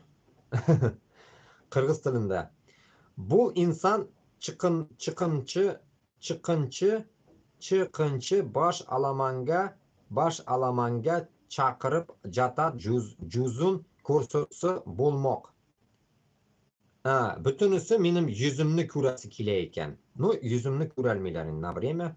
Соғыш ешкім қалабайт. Соғыш ешкім қалабайт. Путин отты ақылды инсан. Putin o'ta aqlli inson ekan. Dahuya aqlli ekan. İnsan Palestina eline jardam qilib jatat jetim baldarin Dag'istonga olib kelib bag'ib jatat qaysi bir musulmon o'lqu o'shanda ish qildi. Охуенно, да? Это до такой степени нужно быть пиздализом, блядь. Я просто поражаюсь, нахуй. Кундус Бектурсунова это пишет, если это на самом деле ее имя. Это пиздец. Вот, понимаете, вот до такой степени, нахуй, манкурство в них течет, блядь, что они, блядь, их любят, нахуй, Путина. Пиздец, нахуй. Шынында Путин жоқ болса, Россия абалы ор болып, мигрантларға да залақасы тиет. Это нихуя не понял. Россия köp улуттар жашайт. Жана каада салты сакталган ислам динге каршы эмес мечиттер бар. Ар бир шаарда ошол биримдикти душмандар жок кылганлары келип жатар. Биримдик жок жерде көм да жок болот дал ошону коздошуп жатат душмандар. Это, наверное, типа она намекает на меня. Да, без душманлар. Без Путина душманлар, это гарантированно. Но пишет полную ересь нахуй. Дальше еще написала она. Россия eli köp улуттардан турат жана каада салты сакталган ар бир улуттун ислам динине эч кандай басым жок. Ар шаарда мечет бар, мындай эркиндик дүйнө жүзүндө жок. Мусулман өлкөдө жашаган мусулмандарга ар кандай тыюу салган сакал кыска болуу жебе. Россияда кыргызстандык 1 миллиондон ашык кыргызстандыктар эмгектенип келет жана Кыргызстандан экономикасын көтөрүп жатат. Андыктан алардын бактысына балта чапайлы. Россиянын чачырап болунушун каалап жатат душмандар. Бир инсан чыкынычыны баш аламанга чакырып жатат. Ana точно меня yazab etindi. Типа мен каядыр чакырып ятам экен, а Кыргызстанны 1 миллион, видите, как она не отрицает даже. Как мне комментарии постоянно пишут, 2 миллион дегенлер бит инде. До этого 1 миллионга түшкөн. 1 миллион киши Кыргызстанны багып ята экен. А Өзбекстандан Каримов айтканы 6 миллион дегени, а кимдир айтканы 10 миллион дегени. Вот до чего они слабы, как мне один раз, блядь, какой-то клиент мой говорил. Говорит, у меня, говорит, узбечка работает, а ты не в курсе, они напередок слабые или нет? Вот это выражение у меня прям на всю жизнь осталось. Пиздец, я хэха ловил, блядь. Напередок, говорит, слабый или нет? В Москве, блядь, у меня клиент был, блядь, пиздец, нахуй, ёбар-террорист, блядь. И у него, оказывается, работала узбечка, и он хотел ее отыметь. Я говорю, нет. Я тогда, помню, сказал, узбечки напередок не слабые. Они тебе не дадут. Ломать будешь долго. Но тут, вот она, которая пишет, получается, что, блядь, не то, что, блядь, хотонлар, блядь, егетлер, да и все нахуй, и напередок, и на задок очень слабые. Узбекистанда, да, Кыргызстанда, да, Таджикистанда, да. Все хотят ради денег даже раком нагнуться. Выхода нет у них, потому что. Вот так вот, туғанлар. Поэтому сіздің күзетіні ашырға мен тырышамын, да, но надеюсь, вы поймете когда-нибудь. Когда-нибудь, нахуй. Когда-нибудь. Мына шундай комментарийлар енді, последние вот эти. Дальше читаем. По новостям пройдемся. Ну, комментарии там дохуя, конечно. Вот, поэтому шундай халь, туғанлар. Мында, конечно, бір еще вытащили, короче, жырларны. Жырларны да айтып үтәсе келейін, бұл жырларны бітін сіз ишіткеніңіз бар. Мен бір оқып шығарға ойлаған ем. Башқұрт тілінде енді мен нешік оқырмын екен, білмеймін. Бір-екі мәрте оқып қарадым енді мен до этого. Ну, попробуем почитать. Ну, бұл жырны сіз ишіткеніңіз бар енді, я просто чисто хочу почитать. И чтобы Башқұртстан мен Татарстан халқы аңнасын, что мына шул жырлар арқалы сіз аңларға тиіссіз, что біз күрәшкә әзірбіз. Біз күрәшкә әзірбіз. Көтәбіз только халықны біз яққа ятуын. Біз яққа ятуын ғана көтәбіз. Халық, чтобы уянсын, и біз конкретно уже Мәскәүгә қаршы шығырға. А не так, чтобы, когда біз, допустим, если соберемся, меня уже как бы кишилер, малайлар яза, яш малайлар да уже готов, как говорится, пойти защищать, получается, безнең татар һәм башкортларны илләрен, так скажем. Ну, блин, не в тему, конечно, читать, ладно, давайте потом почитаем, как бы в один день сделаем так, почитаем. Надо потренироваться, потом почитать. Шулай. И вот самый интересный тоже один комментарий. Меня интересно стало, как прочитаем про этот тоже комментарий. Я его вроде вывел, не вывел. Ну, оно выйдет или нет, не знаю, но не пройденные или пройденные комментарии. Ну, короче, кто-то пишет, в Кыргызстане есть арабкулы, батышкули и орускулы. И каждый топит за свое, но истинных кыргызов мало. Арабкулов большинство, и они только топят за религию, а второе место по численности орускулы. Но орускулы держат власть. А батышкулы, батышкулы прям это как будто если на башкирском и татарском это батаккулы, баташ. Баташ это как бы патак.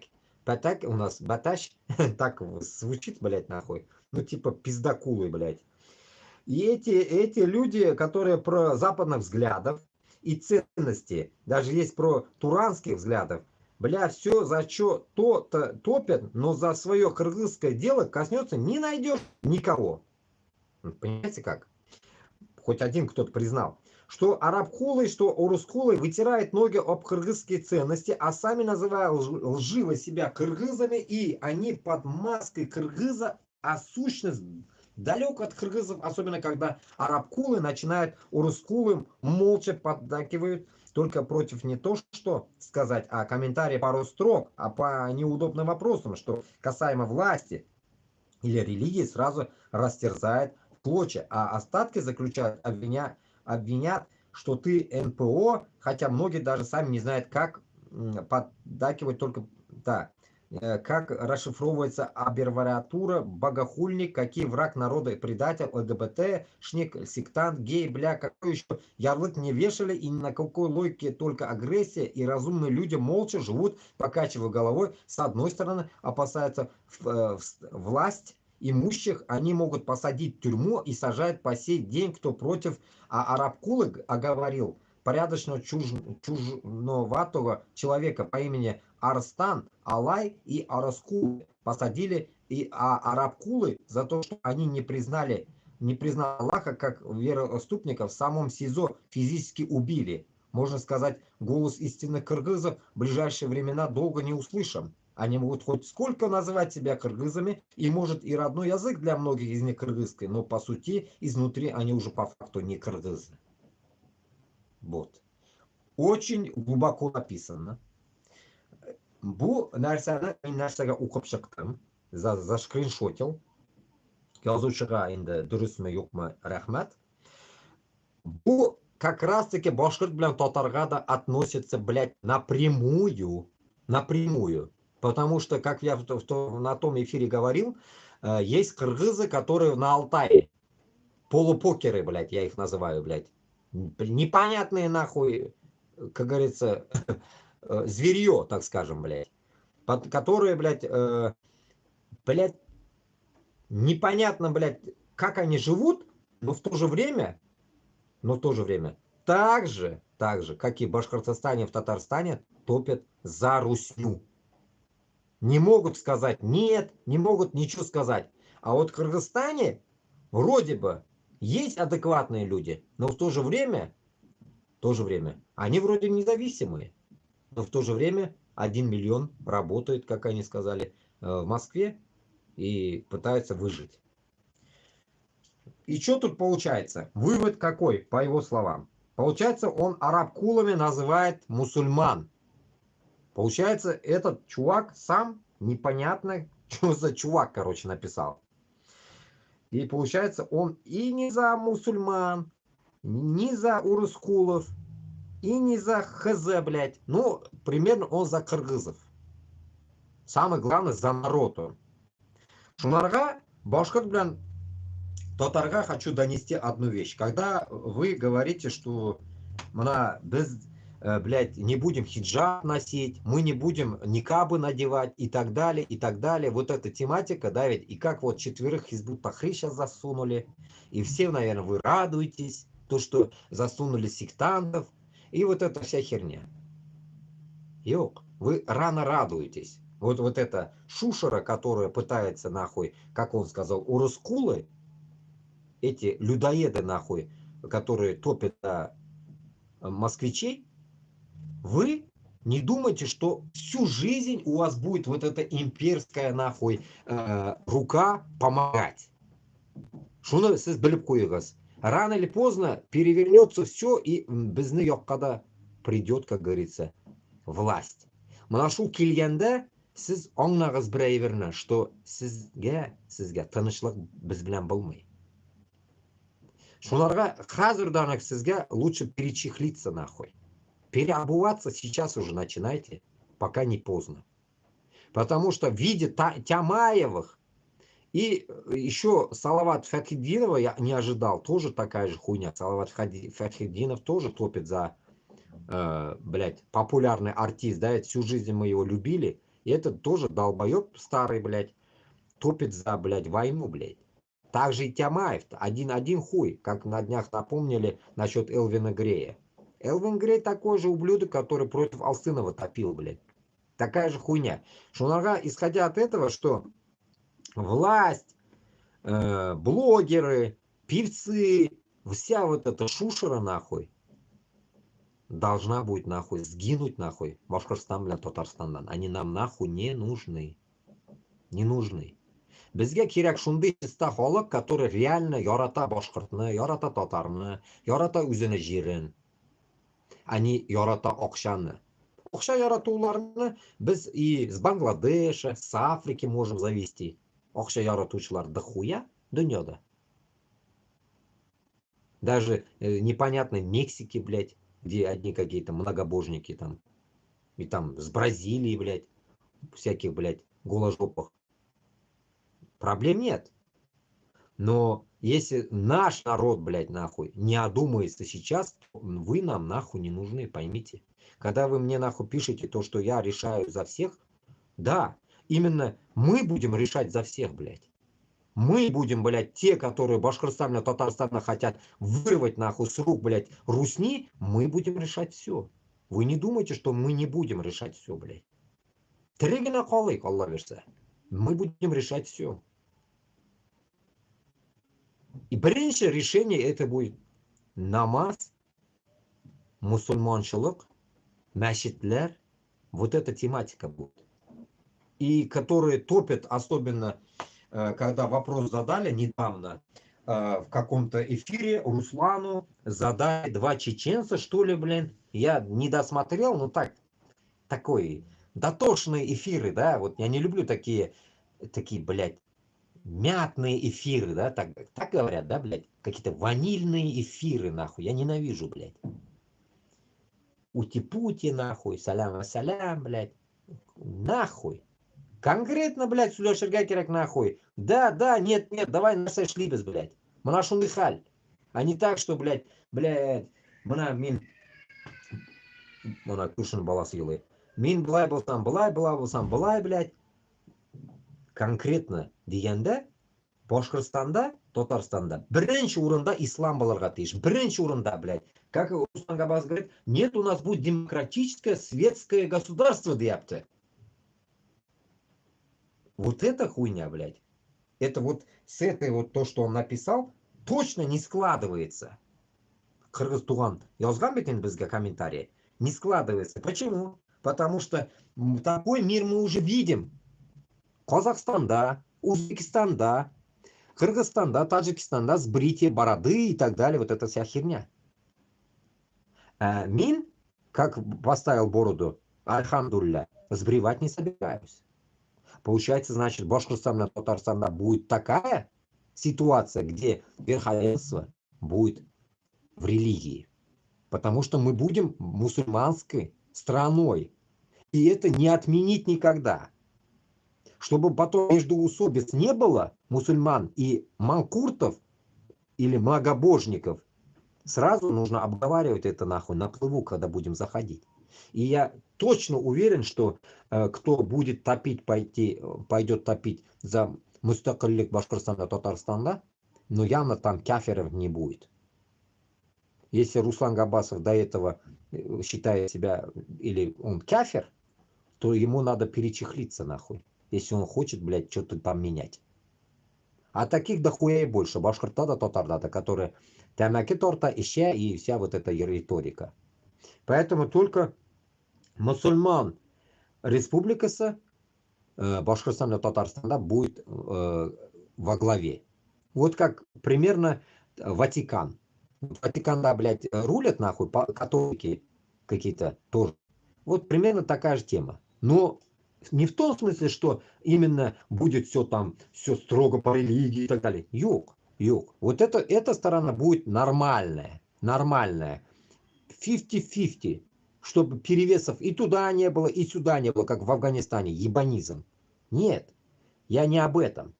Цивилизованная, но религиозная.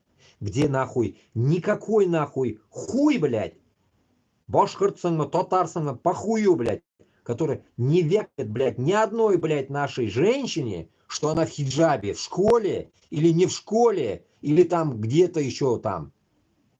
Никакого снятия хиджаба, сбривания бороды. Кутағында болмай ондай нәрсе. Бұл нәрсеге нахуй, однозначно нахуй, блядь. Нет, нет, нет.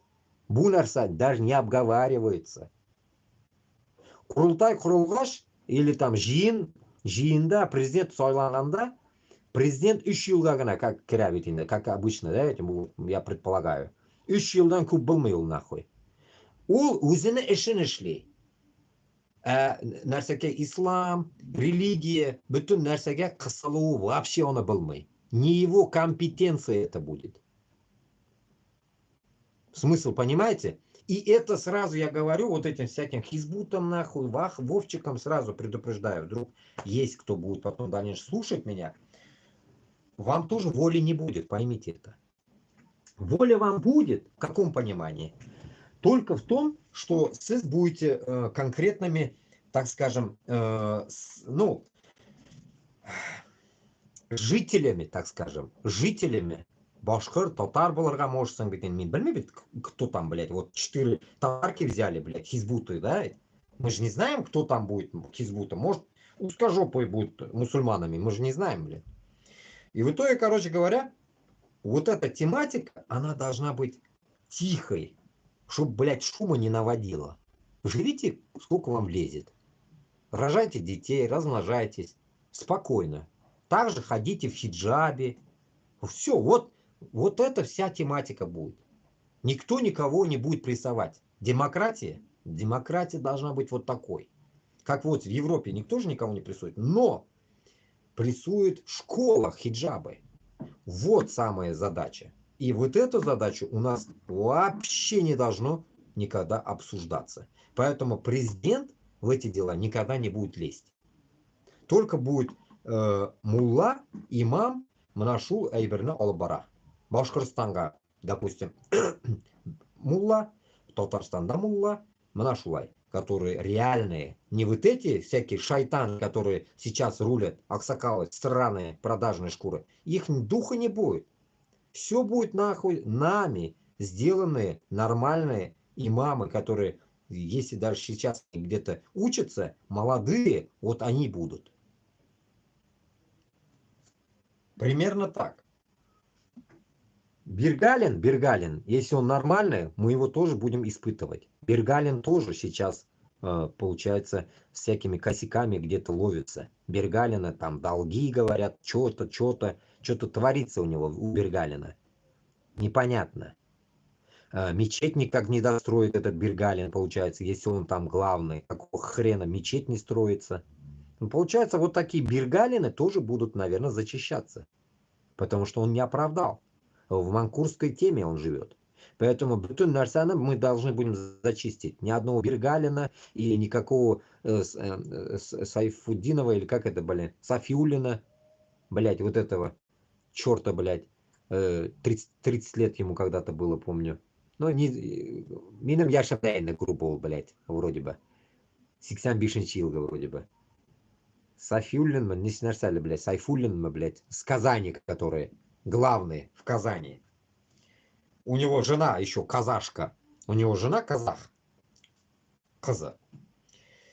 И вот, он тоже не будет. Вот такие не нужны, которые манкурты, которые дуа делают за то, чтобы солдаты пошли в армию. И УАЗик подарил, если помните, вот он. Как его зовут, бля, он вот том, бля. Аббаса светский давлят үшін күйя. Ну шайтан бетінде, вот как раз таки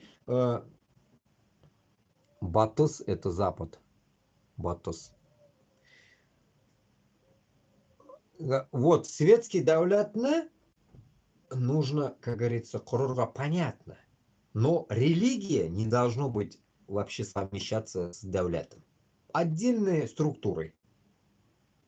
Вообще. Потом насчет ФСБ. Башкортостан, Татарстанда вот этот отряд самообороны президента там и религиозных деятелей и так далее, общий полицейский, получается, участок, полицейская тема, плюс военная тема должна в первую очередь сразу образоваться. Новая элита, так скажем, которая реально будет элитной, а не коррупционной. Каждое коррупционное движение должно пресекаться. У ментов не меньше также там по 1000, там по 2000 евро в месяц должно быть зарплата. Не меньше. Чтобы они гондоны не крысятничали потом. Вот у них должна быть такая зарплата. Допустим, ну, смотря от лычек, да, так скажем. Но все же, как говорится, с нуля будут собираться они. Получается, с нуля собираться будут. Значит, с нуля, когда они будут собираться, значит, они будут почти что все равные. Почти что все равные. Просто по возрастным категориям, наверное, будет выбор идти и выставлять их будем, допустим, да. Но вот эта тематика тоже должна быть конкретно көріліп шығарға тиіш Курултайда. Что, блядь, всякую шушуру, блядь, бывших зэков, бывших уебков не набирать туда, блядь. Набирать нормальных, которые, блядь, свою нахуй коррупционную тему никогда не делали в этой вот сейчас, которые, да, ведь Манахазар, которые они живут, вот из этой категории их не брать вообще. Этих ментов всех зачистить нахуй, которые в русском мире сейчас и живут. А набрать только тех последних кадетов, которые, блядь, вот к этому моменту испекутся, кадеты. Которые останутся тоже с этой, конечно, с узкожопого мира, блядь. Шуларга, бельмеминда, но, как и всегда говорил, блин, в других эфирах тоже надо, наверное, набирать таких людей, которые реально будут идти, знаете как, чтобы они шли вот из нашего круга, Мына шундыйрак булырга кирәк. Мына, допустим, чем мы больше вытащим из Башкортостана, с Татарстана, каждый этот человек будет рулить с каким-то землей, понимаете?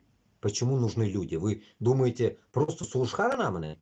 Нет, конечно, что вы думаете, Сулушха барабыз, да, там все сдохнем, что ли? Нет, конечно, может кто-то же останется живой, да ведь? Получается, вот кто останется живой, он должен будет дальше уже рулить Башкортостаном.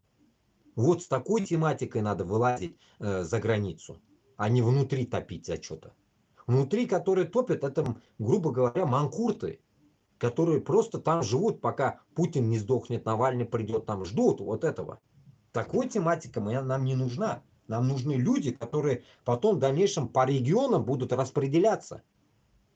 В то же время, как смотрящие, так скажем, по регионам. Потому что регионов дохуя. Башкортостанда, да, Татарстанда, да, плюс еще новые регионы мы возьмем. Куандыкские коридоры, Челябинск возьмем, Пермь возьмем. Мы все по окружности расширим Башкортостан. Огромные территории пустые будут. Над ними надо рулить. А кто будет рулить? А рулить должен именно истинный патриот должен рулить там. А не какой-то пидор, который остался из той жизни путинской. Бізге путинской жизни на келген кіші бізге керек ме? И думает Габасов, наверное, блядь, что-то там отсюда сидя, что-то разрулит. Кутагам, ты что-то разрулишься отсюда, блядь.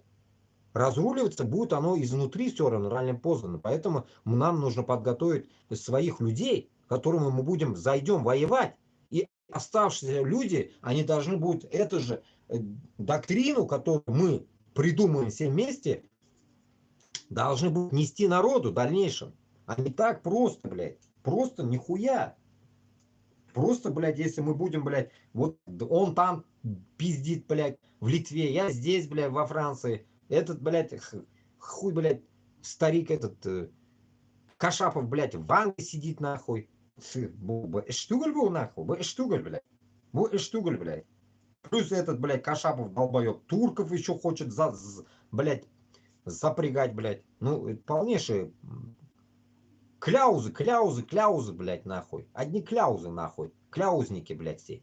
Сука, нет народ, наоборот, поднять, блядь. Все мы просим, просим, блядь, пишем, блядь, кляузы. Не, просто меня непонятно, блядь, вот эти все моменты, блядь. А Габасов еще говорит, я книгу написал какую-то, блядь. О чем он там написал? Блядь, типа, блядь, Кюкбуре, не Кюкбуре, короче, ну, понятно, он что-то написал там, наверное. О чем он написал? Хз, блядь. Может, кто-нибудь читал, блядь, вкратце, что там написано, блядь, в этой книге, блядь. Ну, суть. Муртаза Рахимов и Гитмейный. Гитмейный.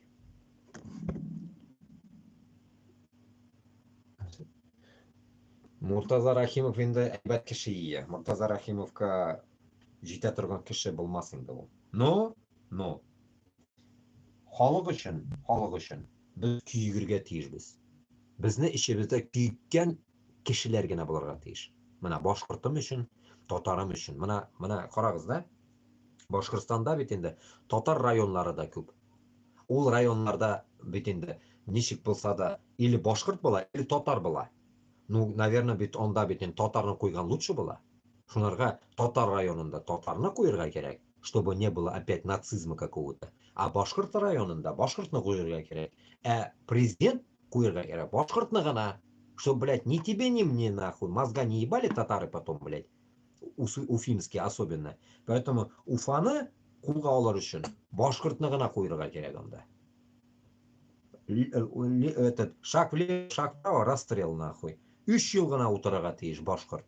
Потом икенче башкорт килеп утыра. Мына шулай гына. Татарстанда хоть нәрсә куйсыннар, нахуй. Хоть винегретын куйсыннар анда, блядь. Чукынганын куямы, похую нам, блядь. На Татарстан, по сути, блядь. Но когда мы будем заходить, мы должны зайти вместе. Потому что и им надо свобода, и нам надо свобода. Поэтому и чуваши должны зайти, и марийцы тоже зайти должны с нами вместе. Поэтому надо, по сути, вытаскивать всех.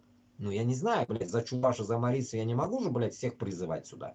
Поэтому у них своя действие есть. Чуваши, шубашкаралар сами действуют, пусть вытаскивают своих марийцев сами, как хотят. Как они будут делать, хз, блядь. Но біздің задача кіші тілден генә шығып кіріге керек. По-другому никак, потому что біз іште бір нәрсе эшлей алмыйбыз. И выходить надо минимум 1000 человек, понимаете, блин? Башкортостандан 1000 кеше чыгарга тиеш, Татарстандан да 1000 кеше чыгарга тиеш. А то, что там мы разговариваем, 2-3 человека Башкортостандан, это не дело. Минимум 1000 человек должны выйти наружу, чтобы нам, блядь, вместе переговорить всю эту тему. А внутри, кто будет уже от этих 1000 человек, связь, мына олар уже будут действовать уже по нашей наводке, так скажем. Они будут уже внутри как бы действовать какими-то действиями такими слабо помогаторами, да, так скажем, которые не будут попадать под гребенку этих узкофашистов, блядь. А к этому, ну, надо, блядь, как-то, блядь, выводить этих людей, и как бы, так скажем, как эти говорят, воспитать в патриотическом духе за Башкортостан и Татарстан, которые конкретно біз үшін күрәшә, и если даже үлеп қалса да ол юлда, қайдадыр, біз білмейміз кім үлә. Бәлкім мен үләм, бәлкім ол үлә, башқасы үлә. Главное, чтобы нести нашу правду, нести нашу свободу. Все, вот наша задача должна была быть в нашем дне. Но эту задачу осуществить мы не можем одни, блин. Не Руслан Габбасов, Минда, Беркем Шлемный без Булхалли. Алтынай Валитов тоже, блядь, иногда певец долбанный, съебался в Америку. И чё? Где он нахуй, блядь, защищает своего Алсынова, блядь? Тех 80 посадили. Пиздит нахуй. Он на такие телеканал Дождя только ходит, блядь, кляузы пишет, блядь. Нахуя нам такие нужны, блядь?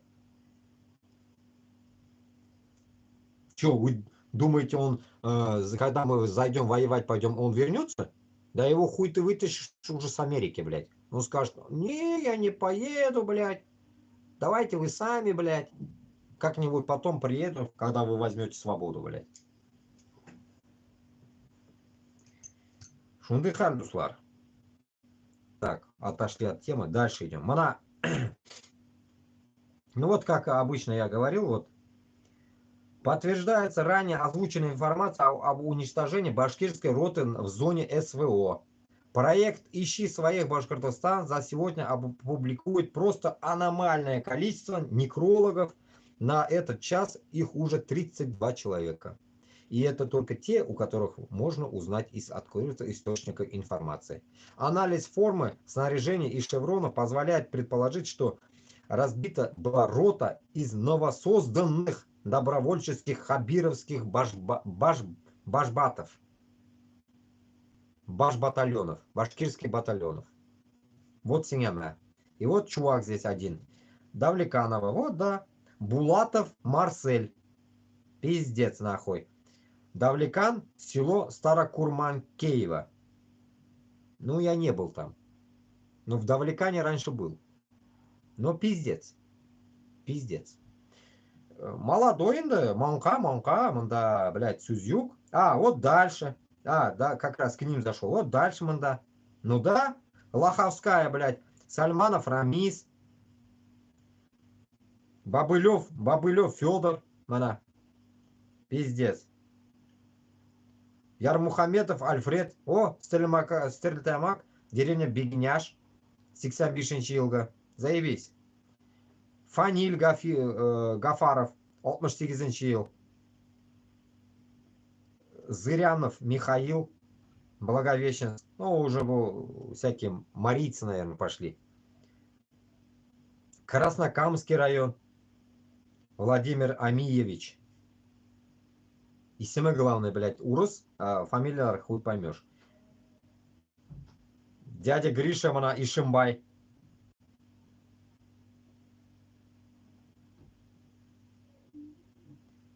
«289 человек в этом месте поменяли свои жизни за то, чтобы Хабиров...» Так, да. Военный комиссариат Абзелиловского района. Ага, Абзелил района. Шапля Халимадар.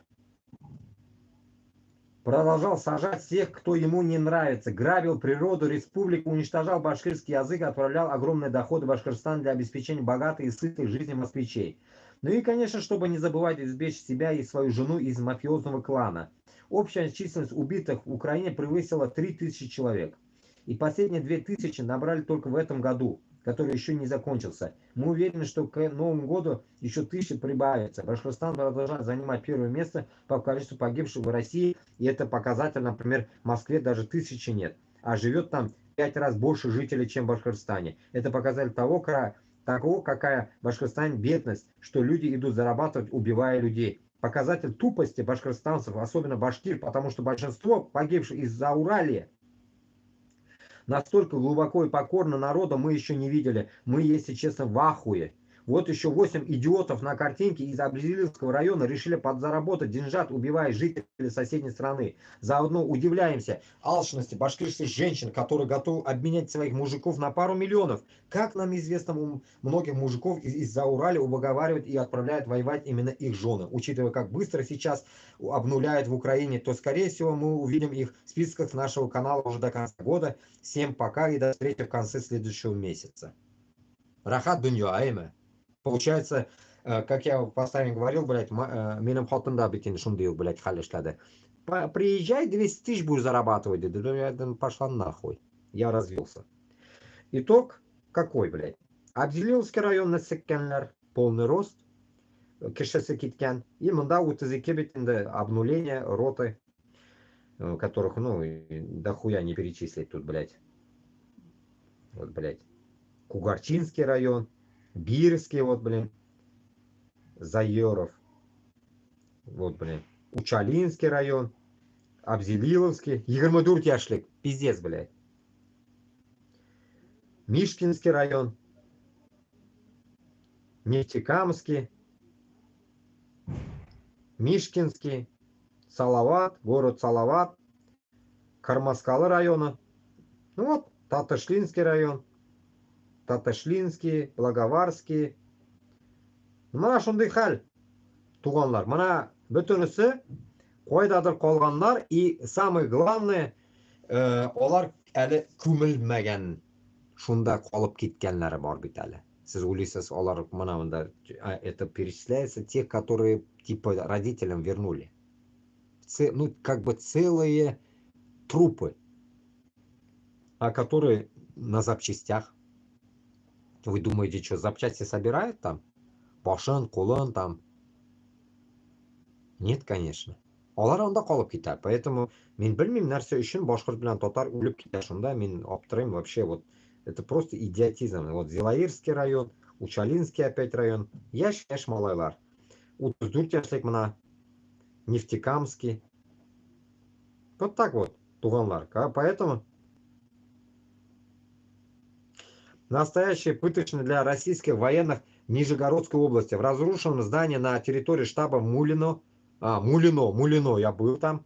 Раненых, мобилизованных приковывают наручником к батарее и избивают, а затем отправляют обратно на войну. Есть там, Ивана, слушай, отказники из Башкортостана. Заебись? Заебись, блядь. Вот, в наручниках, блядь. Ну, это Астры, короче. В Астре можете посмотреть. Уж я не буду здесь грузить. Вот так вот. Люди в наручниках спят. Охуенно. Вот тебе, на. Шундыхаль, туганлар. Ну, это полный идиотизм. Интернет-издание «Медиазона» опубликовало видео расследования, где говорит о двух регионах с самыми высокими потерями на войне в Украине. Это Башкортостан и Татарстан. Причиной, почему такие большие потери, называется услужливость и верноподданничество перед Путиным руководитель этих национальных республик Радия Хабирова и Рустам Минниханова. Желая угодить своему хозяину из Кремля, эти два мясника уничтожают свое собственное население в католических масштабах. Это я уже читал вроде бы. Понятно, короче. Наш отдыхаль, туганлар. Поэтому, бельмим. Так, дальше. В Самарской области выдают вот такие листовки. Не бойтесь переселенцев. Принять нельзя, отказаться. Даже в школах это не про инородцев. Это про своих, тех, которые не бросают.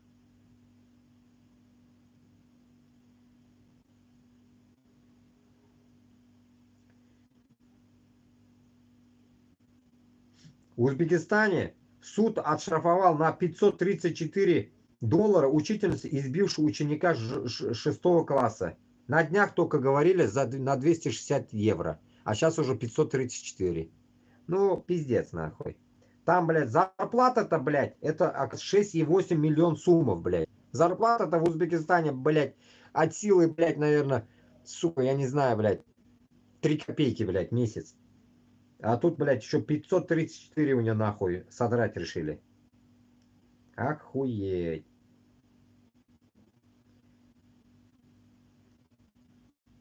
Ученика 6 класса на уроке русского языка в Ташкентской школе номер 188. Директора школы уволили на следующий день после инцидента. Женщина, по данным издания, нигде не работала. С 2000 года периодически выезжала на заработки в Россию и Казахстан. 23 сентября она пришла на собеседование на должность зауча. И директор без оформления документа поставил ее предположительно русский язык и литературу в 6 классах. Ее признали виновной в оскорблении или умышленном причинении легкого телесного повреждения. До этого женщину арестовали на 7 суток за избиение заместителя директора школы 204, в котором учится ее дочь. Ей вменили мелкое хулиганство, невыполнение требования сотрудника ОВД и незаконное вмешательство в профессиональную деятельность педагогического работника. На инцидент ранее отреагировали председатель МИД РФ Мария Захарова. Она заявила, что они запросили официальное разъяснение узбекской стороны из-за происшедшего. Вице-спикер Алишер Кадыров комментирует слова Захарова. Сказал, что было нарушено право ребенка и меры будут приняты. Ну вот так вот. Короче говоря, еще ей нашли, этой учительнице еще нашли какую-то статью. Ну как обычно именно, блядь, нахуй. По методичке работает, блядь, Ташкент, блядь. Блядь, Москва сказала, решай. Окей, блядь, мы рабы, мы решим. хозяин, не бей нас нахуй, мы манкурты чистые, мы узбеки манкурты нахуй, и решим, блядь, за вас все, решим, да, брат Рамшата решит, блядь, как, блядь, в КВН нахуй, или как там, блядь, сука, блядь, Жамшут и Рашид, и решит, брат Рашита решит, все решит, и перерешили нахуй, что от 260 евро на 534 евро нахуй переросли нахуй штрафы, и еще самое главное, коронная нахуй Узбекистана ментларынан повесить еще ей какую-то статью, что, блядь, она еще что-то, блядь, виновной, блядь, где-то, что она еще кого-то там где-то пизданула, блядь. Заебись, нахуй. Это же конкретно методичка, нахуй, Москвы, блядь. И после этого, блядь, мне будут пиздеть, а не что, блядь, нахуй, Узбекистан не чпокается, нахуй, с узкожопами, блядь. Вот так, Дуслар, блядь, пиздец, иногда, блядь, новости охуеваешь, блядь. Это все надо реально, ну это реально не запомнить, нахуй. Это не запомнишь, нахуй, столько дерьма, блядь. Нереально запомнить, блядь. Так, идем дальше. Жители Курской области жалуются на мародерство российских военных. Вскрывали дома, магазины, расстреливали собак, выносили имущество. Ну, обычно унитазы тащат, унитазы. Срать они любят, унитазы нужны им, блядь, нахуй, с Украины. Что еще можно тащить оттуда, блядь?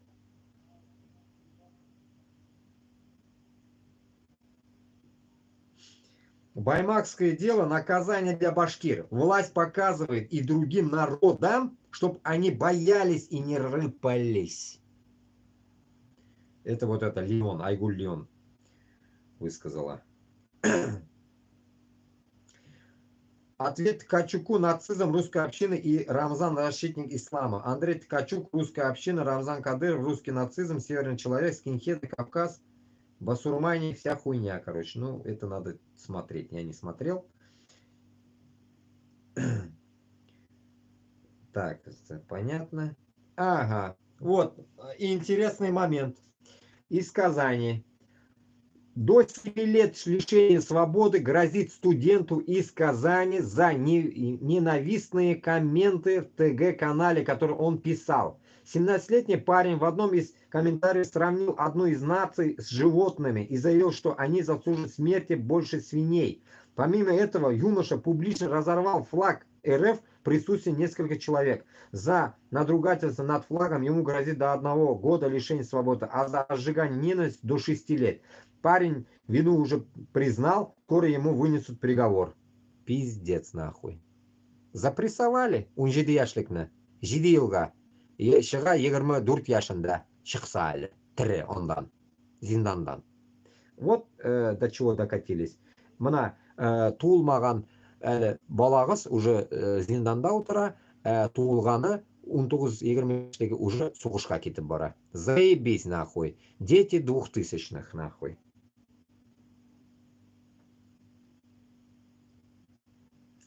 Потом вот здесь только этот не понял. Ну, этот мусульманский, этот Алиф ТВ, короче. Убийство лидера Хизбаллы, предательство и радость. Главным событием мировой повестки для дня в конце минувшей недели стало убийство лидера Хизбаллы Хасана Насраллы. Сахал сообщил, что истребители ВВС нанесли удар по центральному штабу Хизбаллы.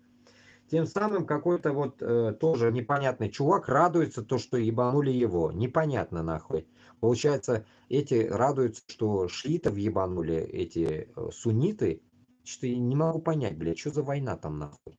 Я не могу понять, блядь, кто и кого ебет, блядь, кто радуется. Плюс еще видел, блядь, интервью или что-то там давал, блядь, американцу, блядь, этот саудит, блядь, хуй тоже. Ему, говорит, типа похуй, что творится в Палестине. Я, говорит, не при делах вообще.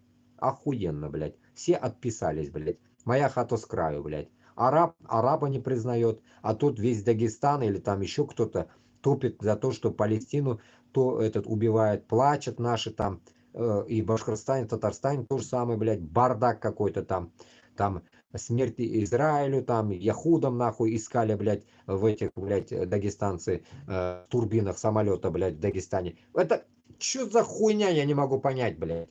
И тут, блядь, я же вам говорю, нахуй, лицемерие четырехэтажное, блядь. Четырехэтажные стандарты, блядь, лицемерие. Кто за что, блядь, топит или дальше? А, вот этот хуеплет.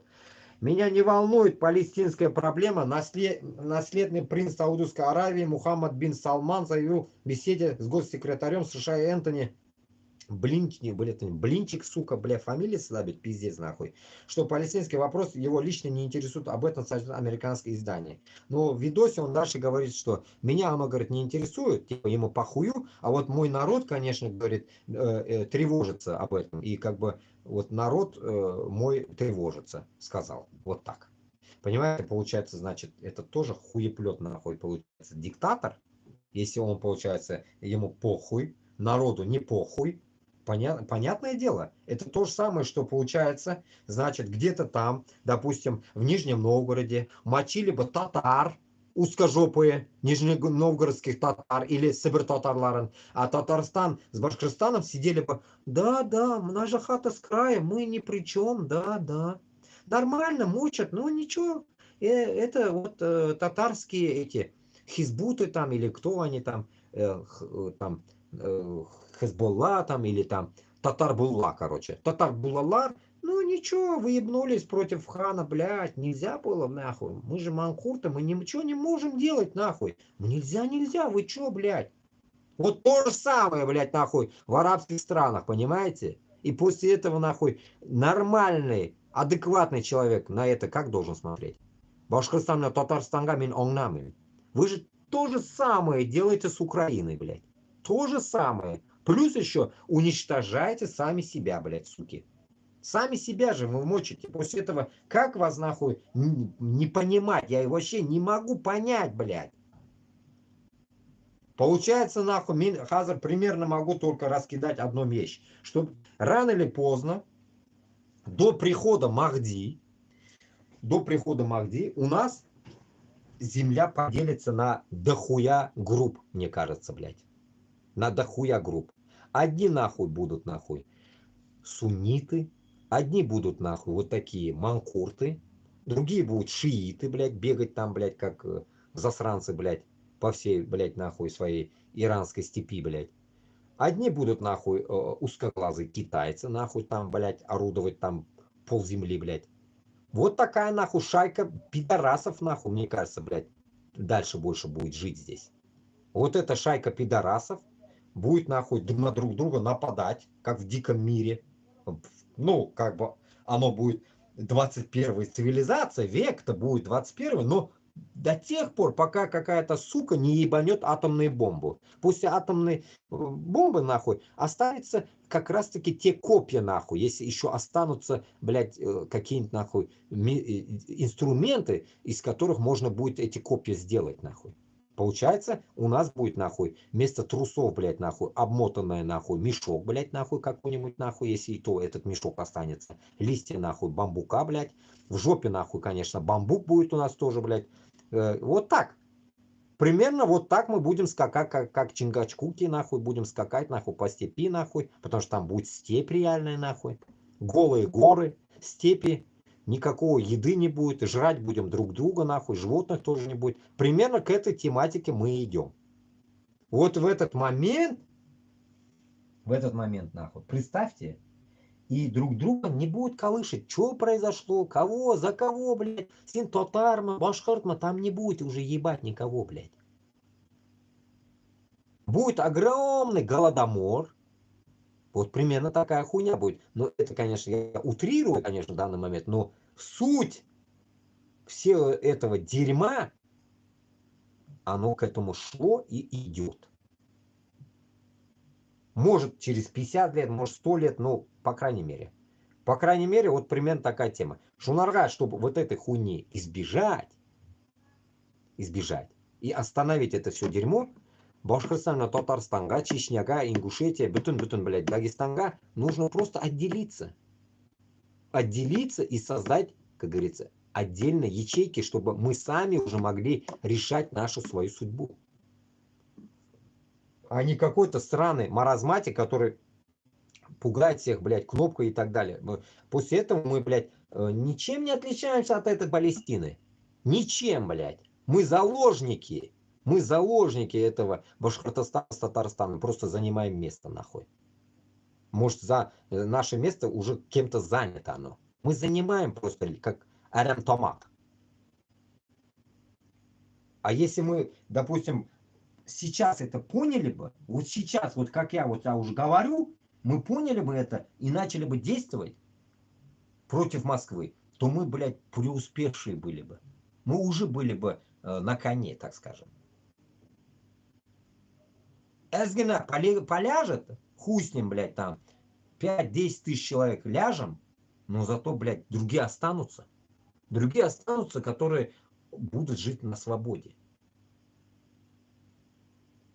Шунарға мана шу свободаны тілеген халық жоқ па екен, блядь, Башкортостанда, Татарстанда? Я один только такой, что ли? Я не могу понять. И там пару человек, которые мне пишут. Все, нас мало, что ли? Отсюда 10 человек, что ли, нас, блядь? Ну это же не дело, блядь, шунды, блядь, быть опущенными.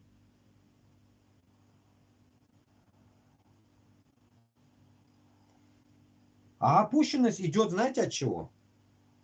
Как один день мне написал, сен намаз оқымайсың, туда-сюда деп мені кімдір мысқыллап жазып жіберген енді. Альхамдулилля, мен намазны оқимын. Альхамдулилля, мен мұсылманмын. Мында, мне кажется, наоборот, что онда мусульманлар yok, а бар лицемерлар. Это с какой стороны я это озвучиваю? С той, что я не говорю, что я невъебенный мусульманин. Нет. А с той, что именно если ты мусульман, если ты мусульман, надеюсь, меня слышно, нет, я говорю. Именно если ты мусульман, Башкортостаннан, Татарстаннан, который вот есть еще Башкорт, найду. Башкорт нәрсәсе дигән мусульманлары.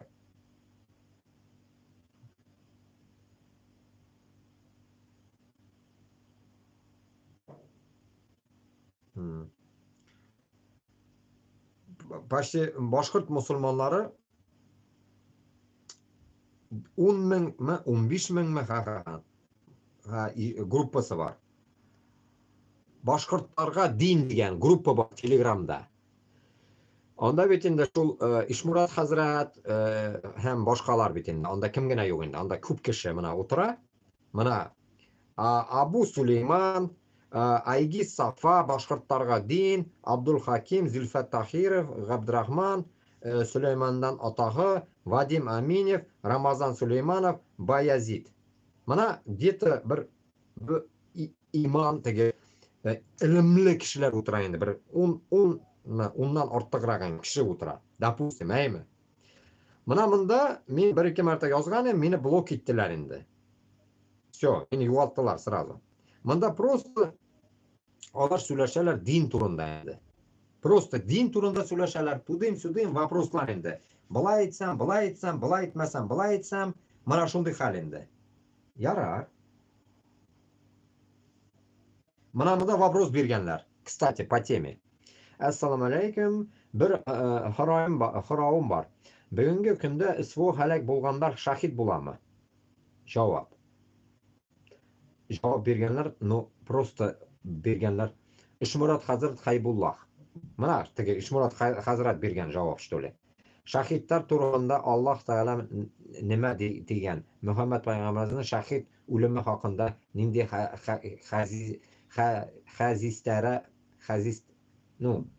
хадисләре, наверное, хадисләре бар.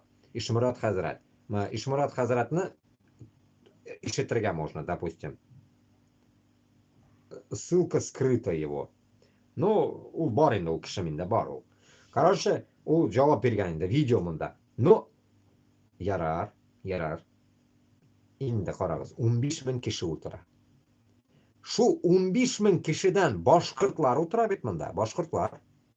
15 мең кешедән шу Ишмурат Хазрат кенә Руслан белән бит инде сөйләшә бит инде, топит. С нами топит он. Ул да монда, Франциядә. И, допустим, шу 15 мең кешедән шу сайтта бер генә ул. Ну, пусть еще 10 человек добавим. Ну, калганы нәрсә дип утыра икән монда. Они как бы не при делах, они просто живут, но сидят в этом башкортларга дин деген группада телеграмда, и им Башкортостан не интересен, который Аллаға тәвәккүл кылган, Аллаға ышанган, мынанда динле кешеләр утыра икән, башкортларны, һәм татарлар да бардыр моның içinde, само собой. Башкортстандагы халык инде, короче говоря. Шунардан соң мына шуларга без җиткезә алмасак, это что такое тогда?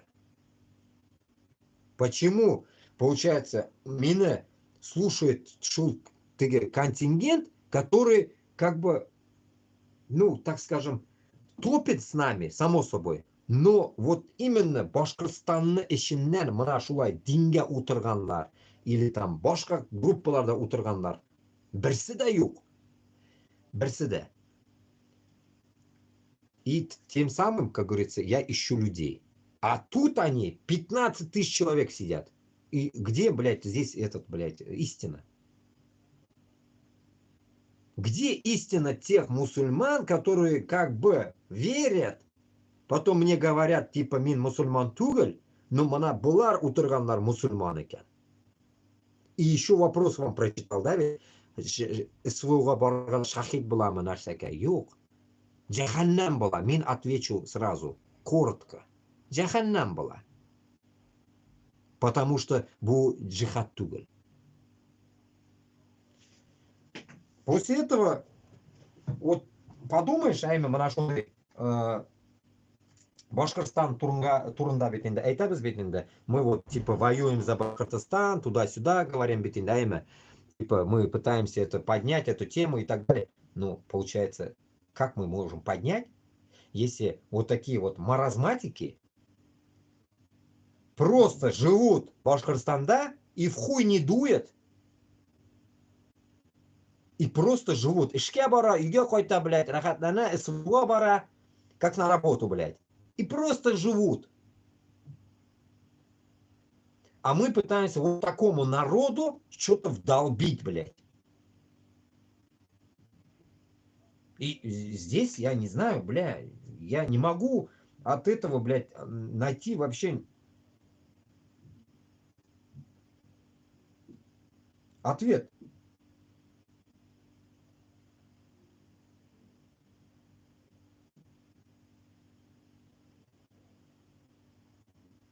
Шундай хал. Мында сұраулар да хрена, мында шу дин турында сұраулар, дин турында сұраулар, дин турында сұраулар, но а толық жоқ. Толық-то жоқ, дин турында сұрой да бит, но а толық-то жоқ. Поэтому я просто не понимаю мындай моментларны.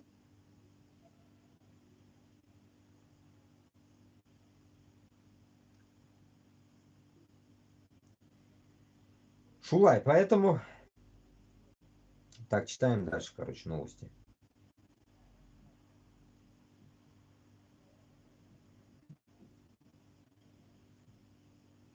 Ну, как обычно, 2 года выявленные потери Башкортостанда. Как обычно, тут целый километр написано. И Дель Реалия пишет, что мобилизация 2 года, самые высокие выявленные потери в России, Башкортостане, Татарстане. Ну, как обычно, им, да?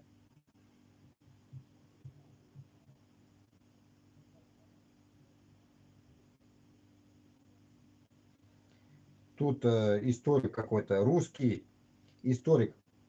Путин должен снять штаны, раз против казахов пошел. Такую эту тему выдвинул.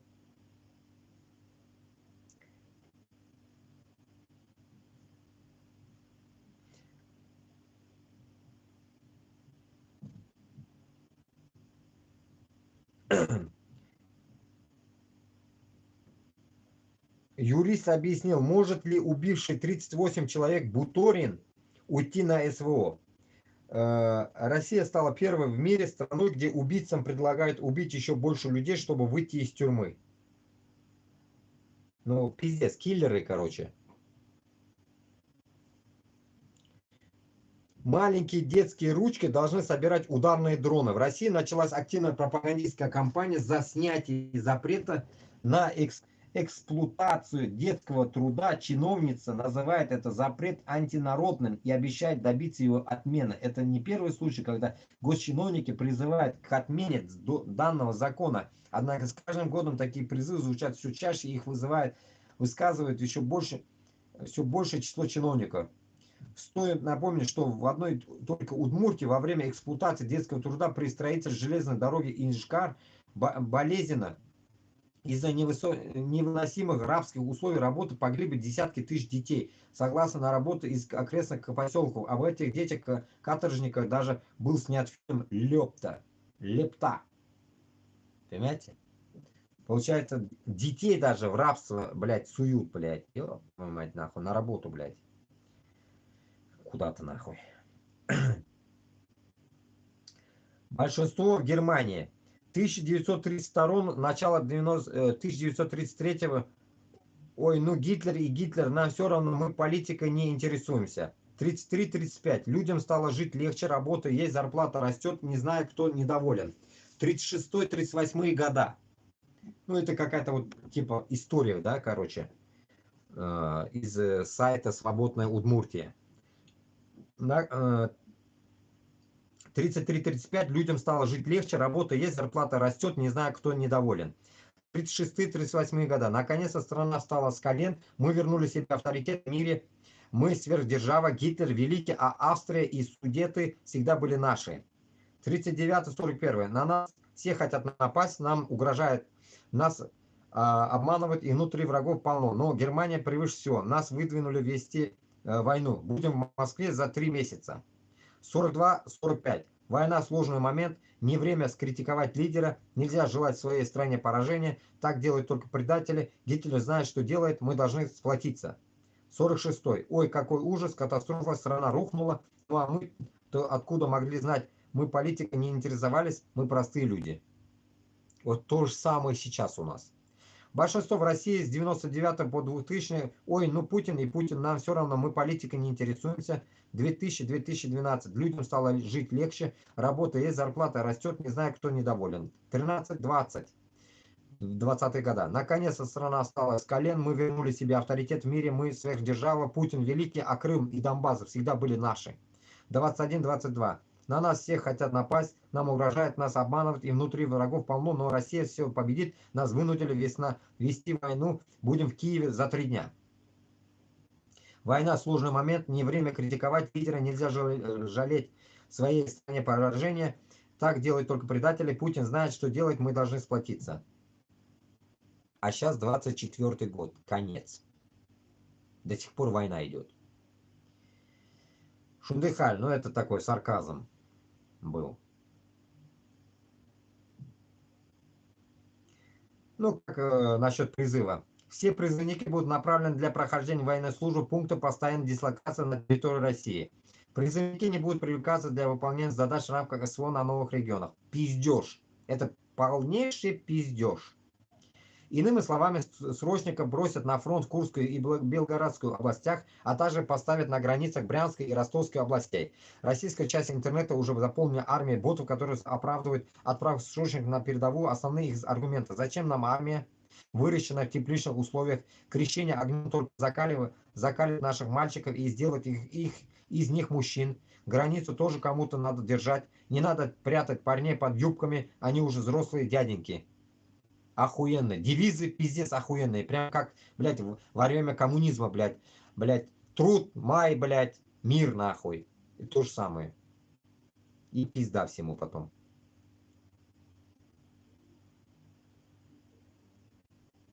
Фундыхаль, Дуслар.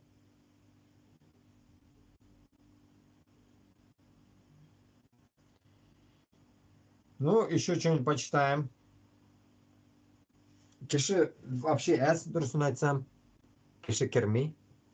Потому что кешілерін іші қоты, оларға неинтересно, олар соғысқа әзірленелер, соғысқа барасылары келе аларны, и как бы им неинтересно.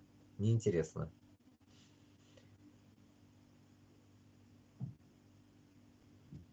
Так, что-нибудь почитаем из какой-нибудь группы, так скажем.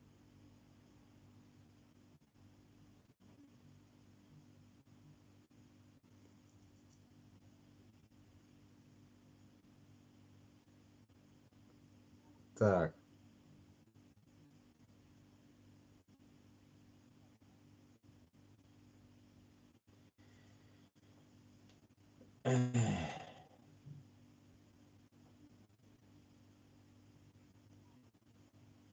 Так.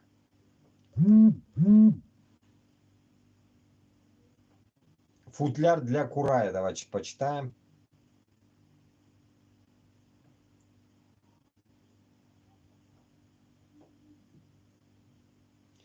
Последние новости какие-то. Я не знаю, во сколько это загружено. В 9-10 часов. 9 часов 41. Аль-Джазира ведет прямой репортаж из Южного Ливана, где израильская армия начала масштабные боевые действия против Хизбаллы. Сообщают о первых группах спецназа и разведки Цахал, которые проникли на территорию Ливана с целью уничтожения наблюдательных пунктов противника. Владимир Путин в Кремле. Событиям в Ближнем Востоке и возможного вторжения в Ливан сейчас главное во внешнеполитической повестке российского лидера.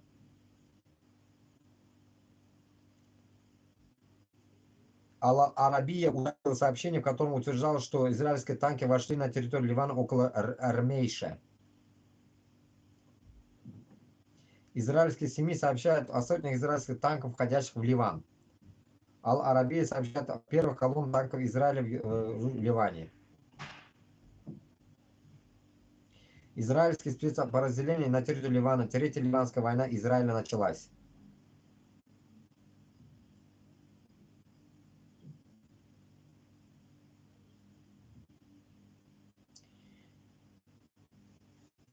Грех кому-то желать зла, но такого тихого хихикания и поистине народной радости, какая была сегодня после известия об задержании одного из самых близких друзей Радия Хабирова, вице-премьера Алана Марзаева, республика не знала очень давно. Радовались дорожники, строители, депутаты, главы администрации и руководители ведомств. Ерничал и играл словами даже и премьер Андрей Назаров, жонглируя на оперативном совещании глаголом «сажать», уже зная о задержании Марзаева. Нынешняя Хабировская Башкирия – абсолютная республика фаворитизма и коррупции, где нет никакого баланса между банальным воровством чиновников и выполнением государственных задач. То есть коррупция и тысячи проваленных проектов, начиная от школы и спортивных объектов, заканчивая дорогами. Даже таким знаком, как трасса Бирск-Тастуба, Тастуба-Садка, которая выглядела так, будто по ней автомобиль бомбились пара американских F-16. Мы все прекрасно представляем, что было бы сложись такая ситуация во времена, скажем, Сталина. Уж давно из всех друзей и фаворитов Хабирова не было бы в регионе, а все правительства в полном составе валило лес на Колыме. Но перманентный политический кризис в регионе, который по большой части формировался самим главой Башкирии, выражался в протестах внутреннем фронте. Фонде абсолютной неспособности в реальном управлении, как экономическом, так и политическим, с арестом Марзаева более уже напоминает полный крах всей хабирской политики. К Москве необходимо вмешаться в ситуацию. Хабиров не способен управлять республикой, и кому как не федеральному центру понимать это. Доброй ночи. Короче говоря, Хабировна тоже күнләре кыскарган шикелле, дуслар. Его тоже пытаются зачистить нахуй и убрать чертям собачьим, потому что он уже заебал всех. И, наверное, Хабиров на урна, наверное, прихуяря какого-то узкожопого, потому что больно дохуя проблем за пару этих лет, блядь, Куштау, Муштау, блядь, еще что-то там еще, всякие выскочки, да, так скажем, были. И исходя от этого, наверное, готов, как Хабиров, какой-то выскочка, может, с Москвы уже засланный казачок будет из Москвы, блядь, или из Подмосковья, какого-то хуеплета, наверное, уже намеревается, наверное, поменять, может. Примерно шулай хальба буларға ули шикеллек, дуслар. Потому что мында башка бірінде нәрсеке юк. Результат. Хабиров все обосрал, все, как говорится, наворовался, блядь. Все, надо убирать его. И вот сейчас начали снизу, блядь, и дают ему понять, что, блядь, нахуй, что-то у тебя не то. И все. Да, досиделся, короче, дятел.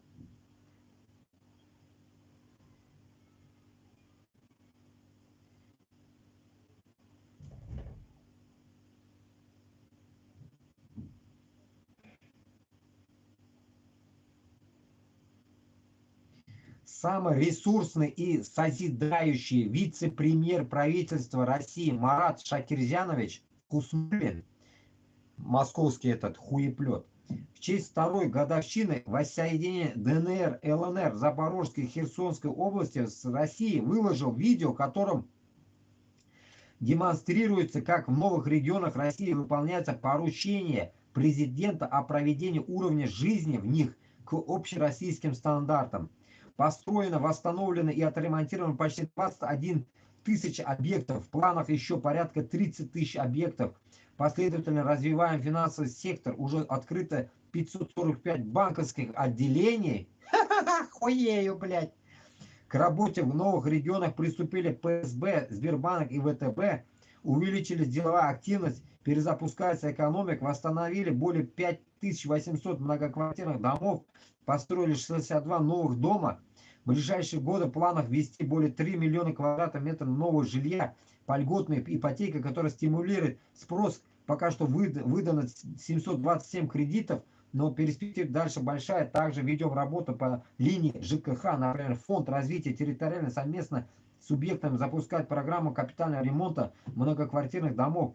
Выделю и темпы ремонта дорог. Дорожники восстановили уже порядка 3500 километров дороги, еще выше 8000 километров. Стратегический план сообщил Марат Хуснуллин. Продажная шкура из Подмосковья, гондон, блядь. Шундай хал, дуслар, татарлар, манкуртлар бек көп. Башкортостанда да бүтін жерде, блядь, нахуй қойылған, нахуй марионеткалар, блядь, хам Татарстанда, не говоря, что в Москве и в других регионах. Поэтому этот полнейший, блядь, нахуй спектакль мы должны прекратить каким-то образом, блядь. Но все в руках Аллаха, само собой, и, конечно же, в нас. Если мы не будем шевелиться, без Баркемда ничего не даст. Харакят, баракят. А мы не делаем никакой харакят, чтобы был баракят.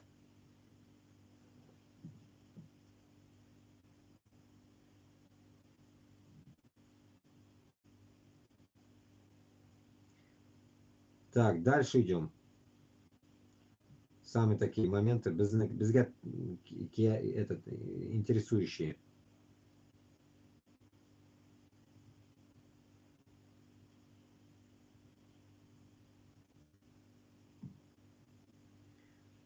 Так, до хрена новостей.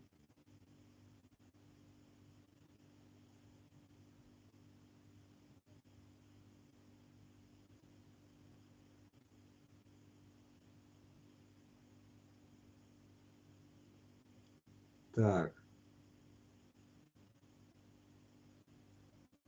Тут... Ну, здесь что-то бардак, короче, не... Футляр Курая, там весь бардак, короче. Так. Что-нибудь про нас.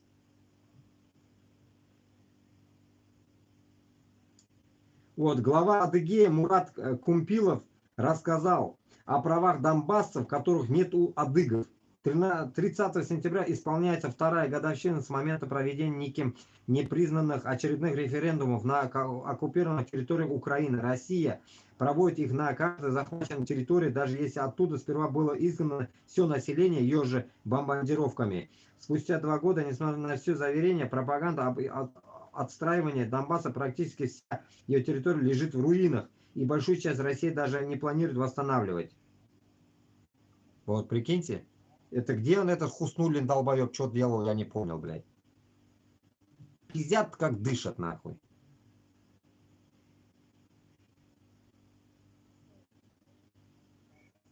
Партизаны совершили диверсию на железной дороге в Курской области. Первые подробности. Агент движения АТЭШ сжег релейный шкаф. Агента партизанского движения АТЭШ удалось совершить диверсию на одной из ключевых для россиян железнодорожных веток Курской области. Об этом сообщил телеграм-канал АТЭШ. Партизаны взорвали релейный шкаф на одной из ключевых железнодорожных ветвей, по которым ВС РФ доставляет технику и боеприпасы на Курский отрезок фронта. По данным АТЭШ, это железнодорожное сообщение имеет стратегическое значение. Через него русская армия осуществляла поставку оружия на передовую. Нарушение работы этой ветви усложняет логистику и транспортировку каждой техники для РФ.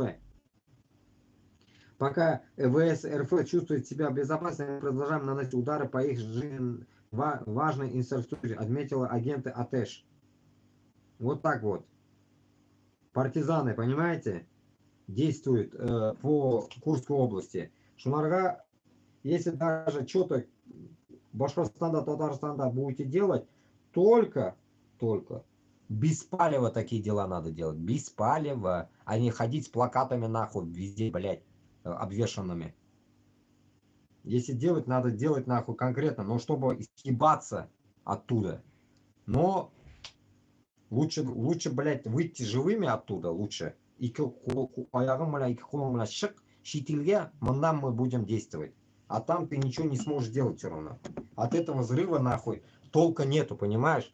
Бізге надо, блядь, толк был, чтобы. А толк это разъебать Москву. Если бы вот дроны летели бы в Москву, было бы другое дело.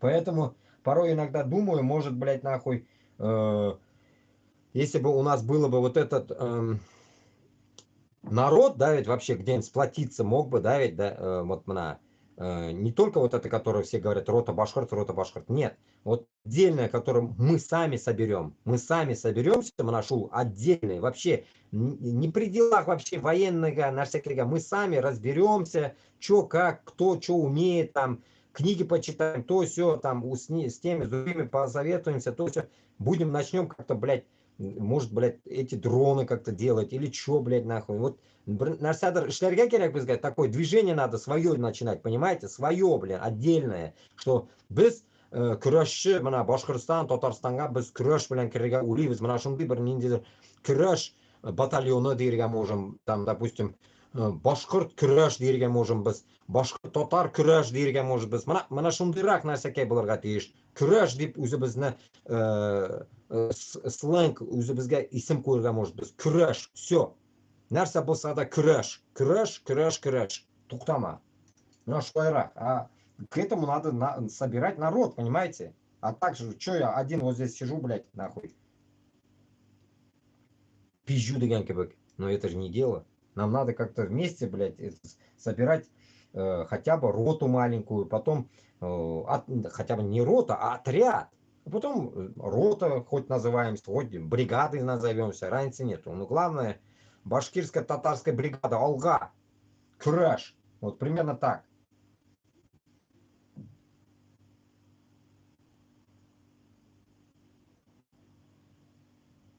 Так, идем дальше.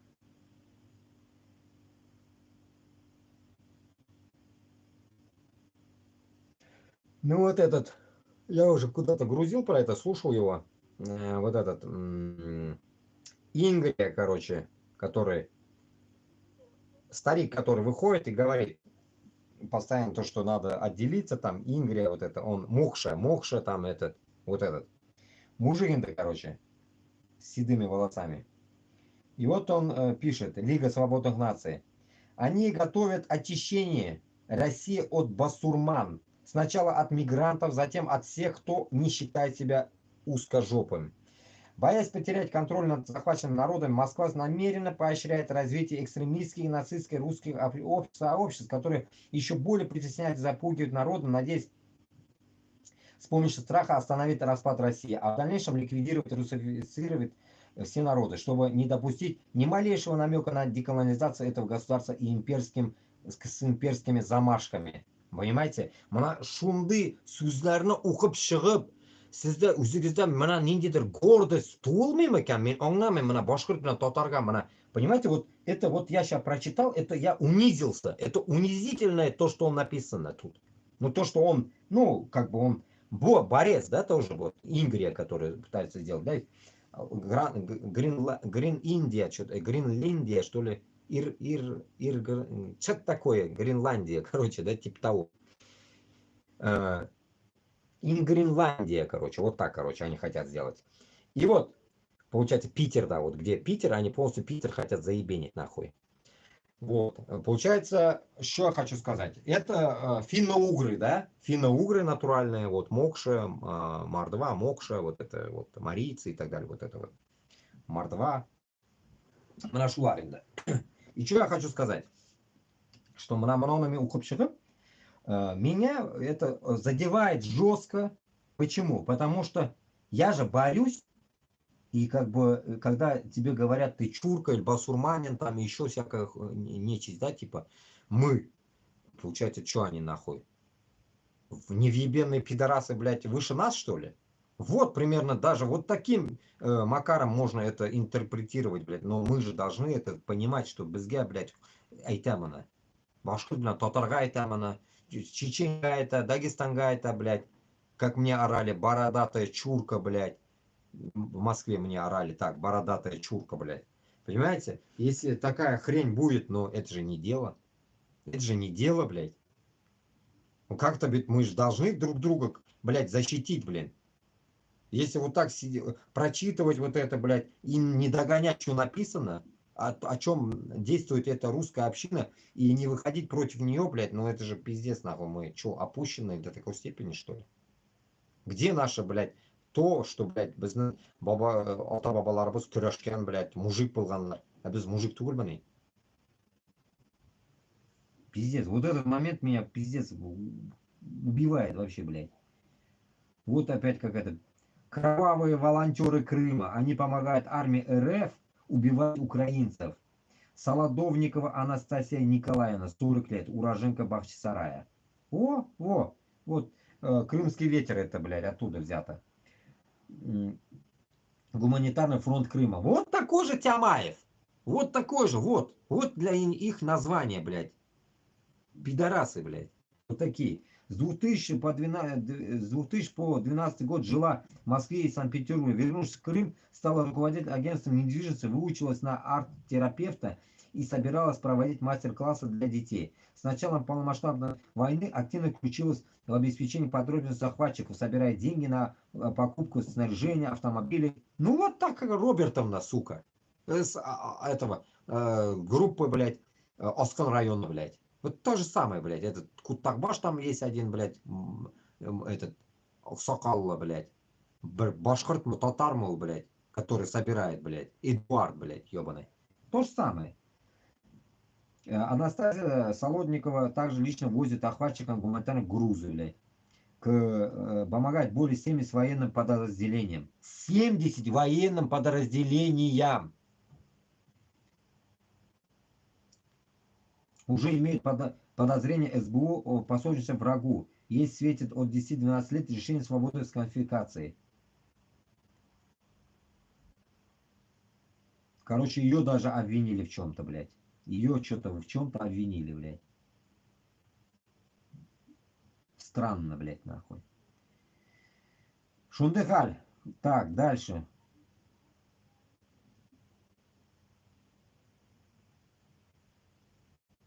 Вот, Норвегия хочет построить забор на границе с РФ. Он должен помочь, если со стороны РФ будет поток беженцев. Об этом заявила министр юстиции Норвегии Эмилия Энгермель. Однако пока не ясно, будет ли забор построен вдоль всей границы или только на отделенном ее участке, как пишется, протяженность границы между Норвегией и Россией составит 200 километров. Ну, это Чиркинес. Норвежцы его называют Чиркинесом. Киркинес. Киркинес. Кирка – это как бы церковь. Цирка вообще, цирка на норвежском. Цирка – это церковь, блядь, на норвежском. Киркинес, вот это Киркинес, это как бы церковная, блядь, церковь, типа там, вот, типа Чиркинес, Чиркинес это типа вот Шуканганларин, да, узанаточим. Ну вот их территория, блядь, которая, блядь, каким-то боком нахуй зашла, блядь, в Рашку, блядь, и оттуда вот узкожопые могут напасть на них. Вот Шуайрагенда тема. Как бы суша Норвегии присоединена, как говорится, с Рашкой, короче, да? Примерно так. Мурманск, блядь, шуна üstünde. Черкинес, блядь. Так, идем дальше. В Крыму смертность превышает почти вдвое рождаемости. Как сообщает Крымстат, это за 7 месяцев 24 года численность населения в Крыму уменьшилась на 7,6 тысяч человек. За этот период в Крыму родилось 8927 ребенка, это на 1% меньше, чем за тот же период прошлого года. Умерли за январь-июль 16 500 тысяч человек, что на 9% больше, чем в прошлом году. В целом, по Крыму число умерших превысило число родившихся почти на 1,86 раза. Также на полуострове за квартал зафиксировано 5895 браков и 4262 разводов. Получается, что распадается более 72% заключенных браков. При этом, по сравнению с минувшим годом, браков в Крыму заключено на 4% меньше. И в чем, интересно, причина тут? Вопрос задается. Причина в том, что, блядь, нахуй. Так. Во-во-во-во, дошли до кыргызов. Так. Кыргызские журналисты издания «Азаттык» посетили Украину. Они поговорили с ее президентом и в том числе с кыргызами, которые там живут, о ситуации и о том, что видели, а также почему решились остаться в этой стране даже во время жесткой войны против российского агрессора. Ну, понятно, это жильцы кыргызы, которые живут на этом, понятно, на Украине. Я думаю, про это будет, которые служат. Так, встреча с Зеленским, журналисты из Центральной Азии в Украине. Журналисты Азаттык Айбек Биобосунов и Бектур Стамгулов своими глазами увидели ситуацию в Украине. Я не думал, что поеду в раздираемую войной больше 2 лет Украину за недельную поездку. Какую я увидел Украину? Ну, вся разъебанная. Что там видеть? В новых учебниках истории для российских вузов Крым и другие оккупированные регионы Украины назвали украденной у России территории. Охуенную историю будете проходить. Охуенно. Нас наебывали, блядь, всю жизнь. Теперь других хотят наебывать. До этого Путин неоднократно утверждал, что никаких территориальных претензий у России к Украине нет. Как понять, что он врет? Да когда губы шевелятся. Ну, это типа прикол. Шундыхаль. Так. 80% Калмыкии может подвергнуться опустыниванию. Нихуя себе. Сегодня в Калмыкии и ряде соседних регионов наблюдается мощная песчано-пылевая буря. Небо стало оранжевым и серым. В некоторых местах видимость упала до нуля. Провластные ресурсы в таких условиях не придумали ничего лучше, чем свести все к шуткам и непоколебимости населения. Мол, даже в таких условиях население стойко продолжает выполнять повседневную рутину, не отвлекаясь на невзгоды. Многие фермеры республики вынуждены за свой счет бороться с песками. Стоимость закрепления 1 гектара песка обходится фермеру приблизительно 1,5 миллиона рублей. Закрепление. Несмотря на все обещанные субсидии из федерального и регионального бюджетов, по-прежнему львиную долю работ фермы выполняют за свой счет. Более того, фермеры еще постоянно теряют рабочие руки, ведь люди активно покидают села. Работы нет, заняться нечем, пески наступают, воды нет, кому захочет так жить. В ответ на это власти республики в 2020 году выделили целых 5 миллионов рублей по 1,4 рублей каждому работнику сельхоздомов культуры, чтобы они решили остаться в селах и не выезжать. Это примерно соответствует обещаниям зарплаты одного контрактника на войне за год. Такие суммы указывают на пропагандных рекрутивных плакатах. Различные карманные ученые по просьбе властей утверждают, что ветровую эрозию почв засушливой Калмыкии уже не остановить. Можно лишь ограничить скорость ее распространения, активнее контролировать водопотребление и животноводство. Однако это не более чем отговорка для оправдания недостаточного финансирования программы борьба с опустыниванием и растрат на иные цели уже выделенных денег. Нихуя себе. А что там? В Калмыкии пустыня, что ли? Пиздец, нахуй. Никогда не думал, нахуй. Но тут видео тоже показано. Ебать. А как это нахуй? Пески откуда идут нахуй им, блядь? Дайте-ка карту посмотрим. Ебануться, блядь. А что там, блядь, происходит, блядь, в Калмыкии? Интересно, интересно. Калмыкия. Калмыкия. А откуда песок? Элиста. Ага.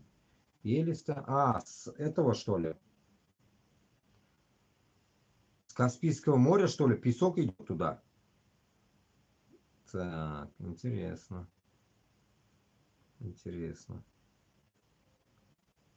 Калмаклар. Калмаклар? А, вот и калмаклар, их называют, наверное, калмаклар. Калмыкия. А тут? А, с Казахстана идет песок. Ага. Ебать. Ебануться. Интересно. Ну, короче, жопа, туганлар. Если там будет песок, получается, им надо будет передвигаться куда-то. Только непонятно куда. Все ясно, короче. Все ясно. У всех проблемы, короче. А, вот как раз. Контрактник из Элисты сбежал со службы. Уроженец Калмыкии Руслан Лилеев, 79 года рождения, только оказавшись на службе, понял, что российская армия вовсе не такая, как пафосно рассказывали по телевизору. Привлекая новых рекрутов высокими выплатами, обещаниями невероятным льгот и статусом героя-освободителя, поняв, как все устроено на самом деле, Лилеев решился на побег. Теперь его разыскивают. Охуеть. Ну да, калмык такой. Узкие глаза, ну понятно. Так, наш чувак. В русском языке появилось новое словосочетание. Теперь, когда беспилотники влетают в дома, пропагандисты и власти будут называть это внешним воздействием. А на видео вы можете посмотреть, как выглядит то самое внешнее воздействие.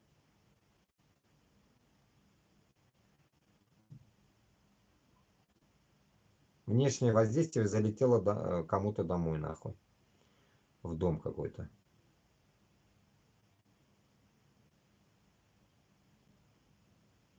Внешнее воздействие, понятно.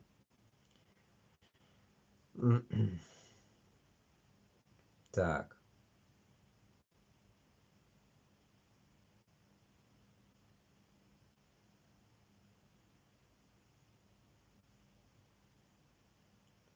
Российский аэродром Ейск ночью был атакован украинским дроном.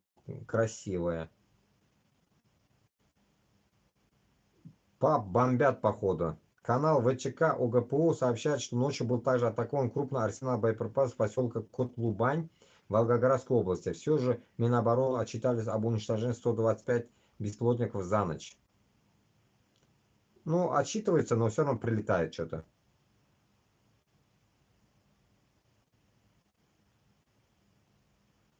Сегодня национальный день черкесского костюма. На детей в таких одеяниях приятно взглянуть. Не то что на безликую, бесправно массу в солдатских робах и тельняшках советско-российской тюрьмы народов. Эту культуру нужно беречь, не меняя ее на культуру бесконечной войны и ненависти.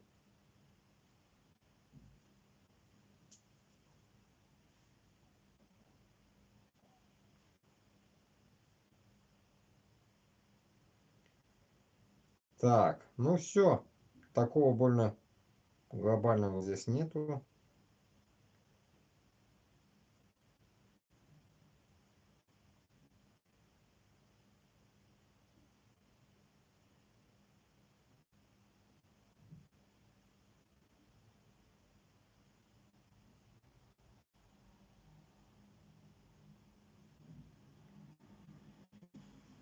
Так,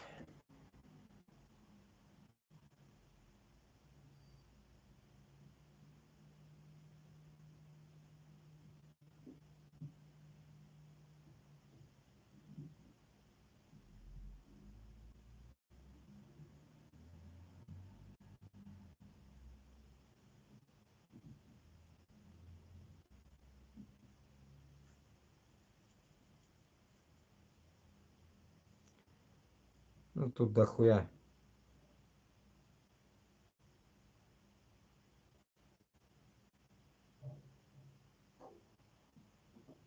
всякой херни.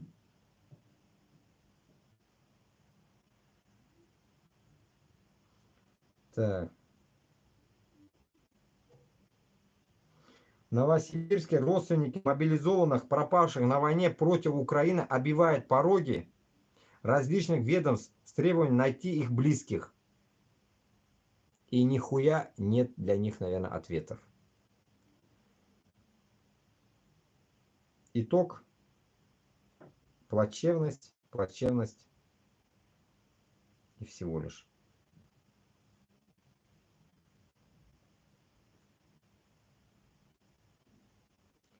Так, почитаем что-нибудь. Так.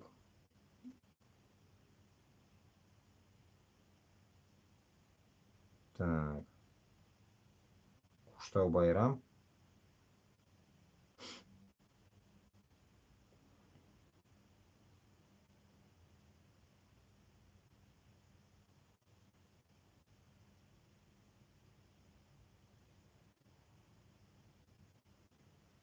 Вот оно чудо из 90-х, оно нам и правит.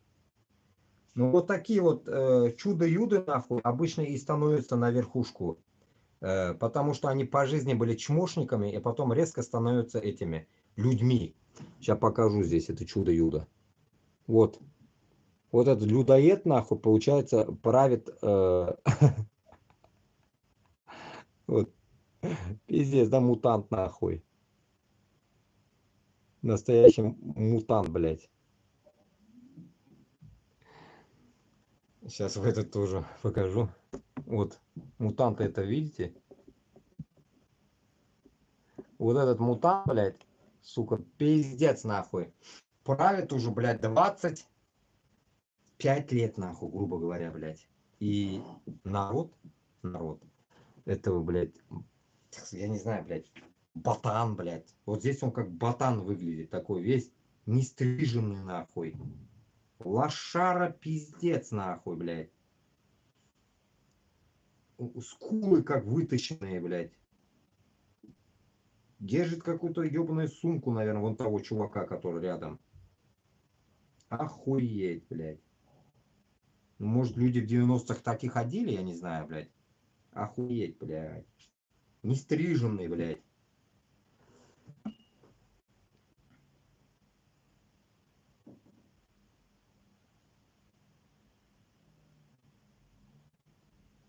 Тарифы на коммунальные услуги в России вырастут из-за убытков «Газпрома». С 1 июля 2025 ожидается увеличение среднего совокупного платежа граждан за коммунальные услуги на 11,9%.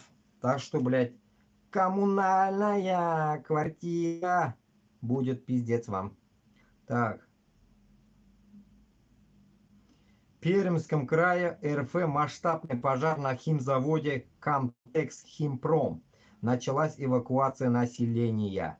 Уралмаш пишет, Мешка. Баташ, маташ, вот это.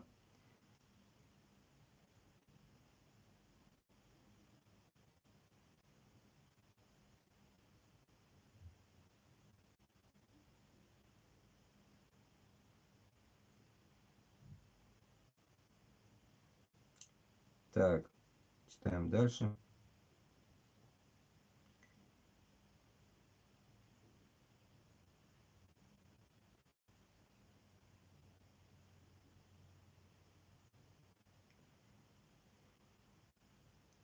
Если Хабирову не удастся встретиться с Путиным, он обречен. Мнение экспертов. Задержание Марзаева стало шоком для Хабирова.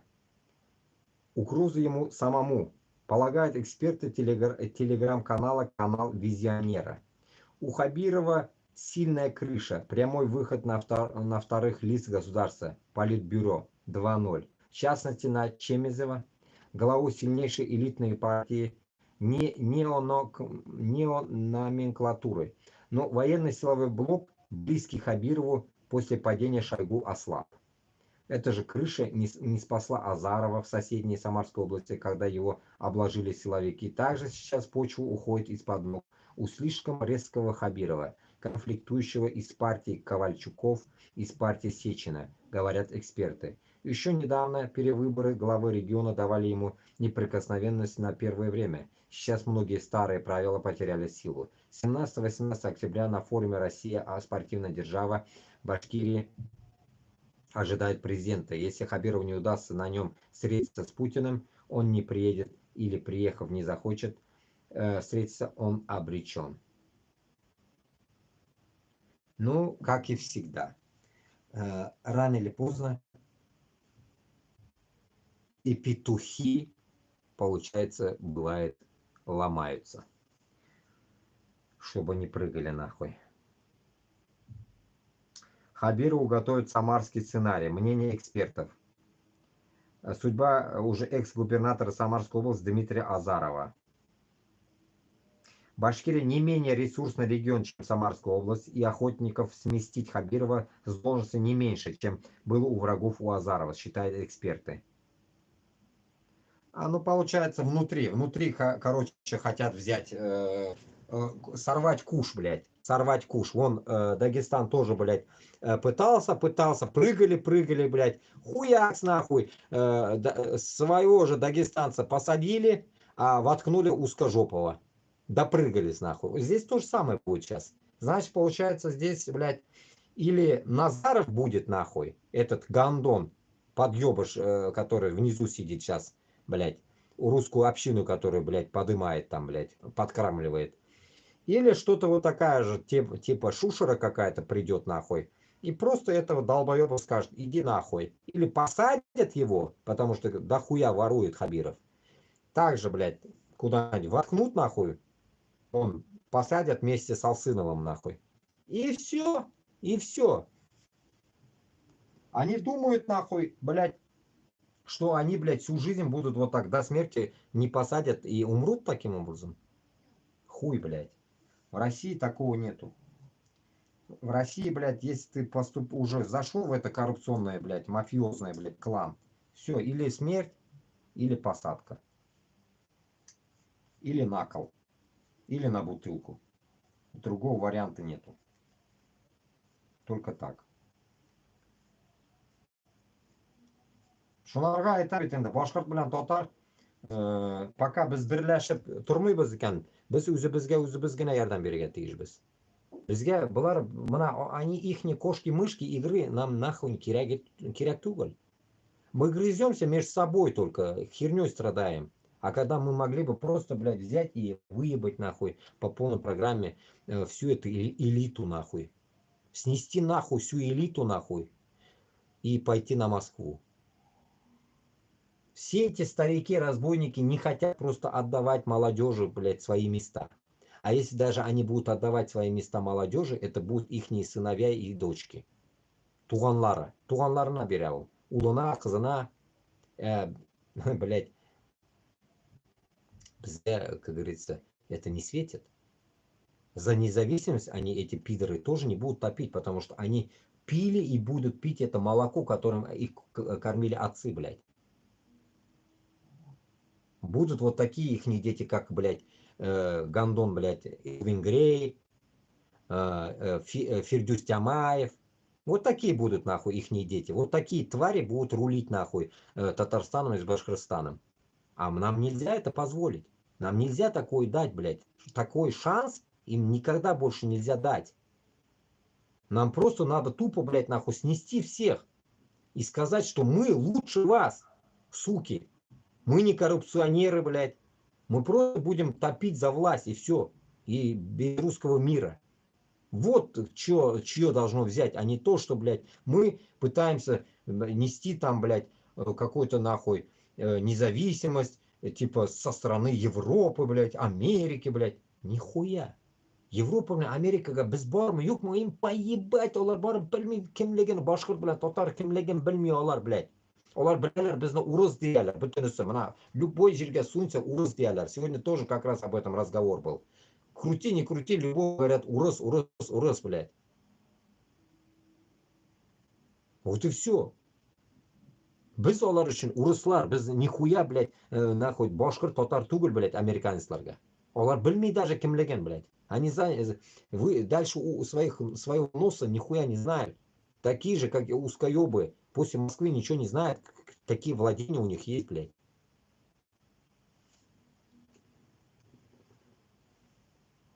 У них и Кыргызстан, и Афганистан это Россия. А Башкортостан, который рядом, блядь, понимаешь ли, у них это Азия.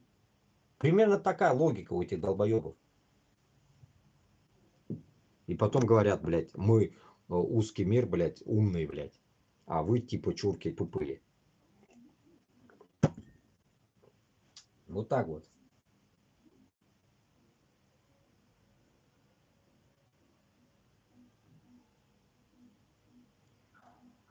Так, дальше.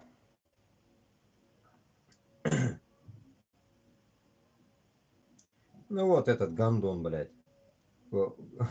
Даже, блядь, одел футболку нахуй с Путиным, блядь, в очках. Пиздец. Типа, блядь, Путин, лишь бы спаси меня, нахуй, да ведь?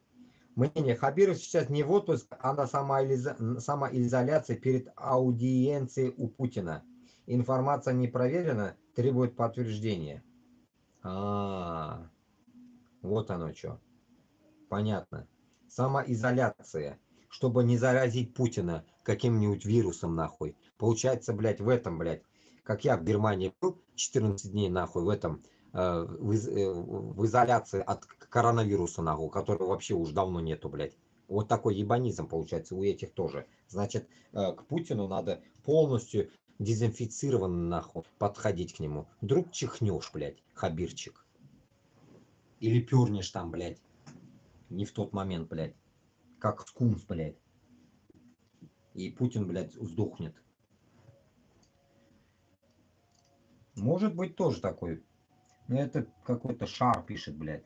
Это какой-то Давид Шар, наверное, блядь. Или кто, блядь, пишет его. Ну это как вот здесь. Валиев Айдар. Военнослужащий из 132-й бригады командования РФ отправил его на верную смерть. Но ему удалось убежать. Вот он хочет, просится роту Башкарт, короче, видео записал. Представитель роты Башкорт, получив данное сообщение, сделали все возможное, чтобы помочь Айдару выбраться. Подробности позже.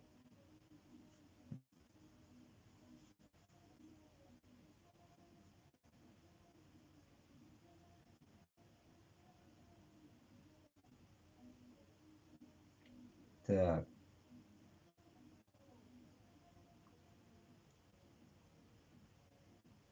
В Латвии могут полностью запретить русский язык. Ну, альхамдулилля.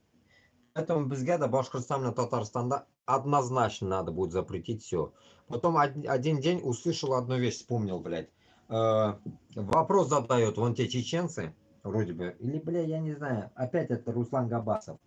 Мозгоёб. Руслан Габасов, блядь, Суляшеге керек, блядь, он чтобы лишнего дохуя не болтал, блядь. Если он топит, блядь, пусть топит нахуй, а не по каким-то ебанутыми своими мыслями, блядь. И он такую хуйню говорит.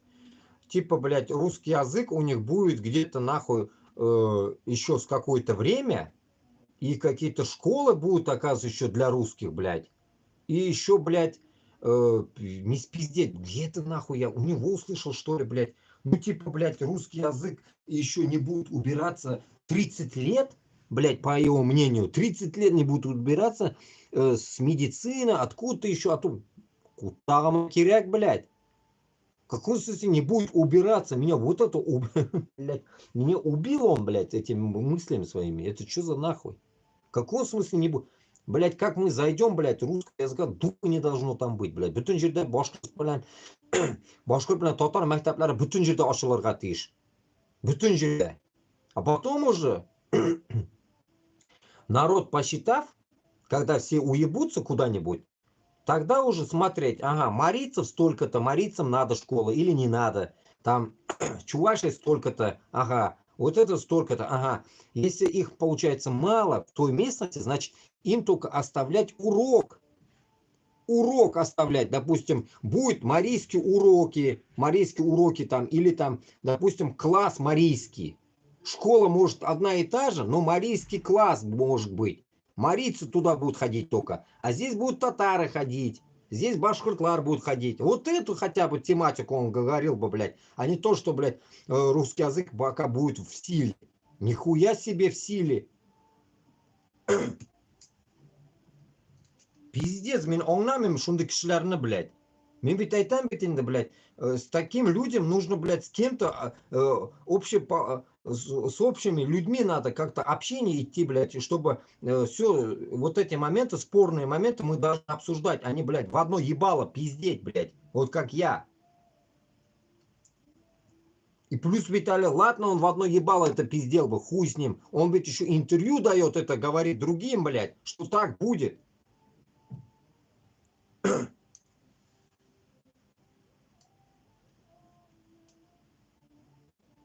Вон, Узбекистан, когда отделился, да и вообще отделился, не отделился, похую. Я там и так жил, и отделился, не отделился, жил.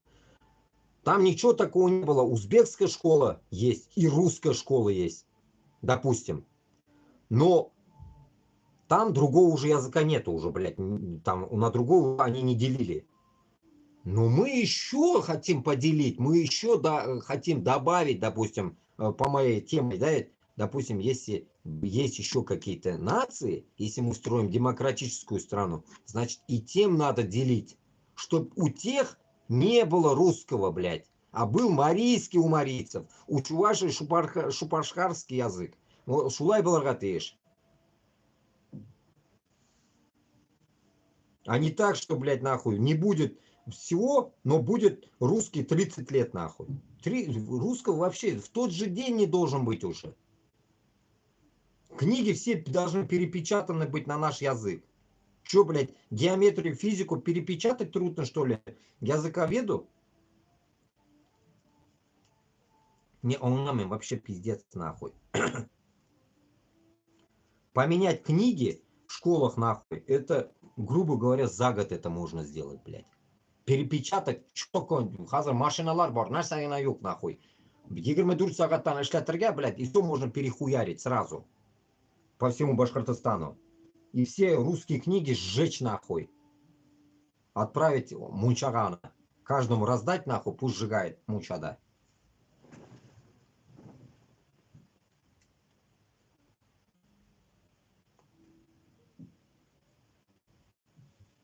Дебилизм полнейший.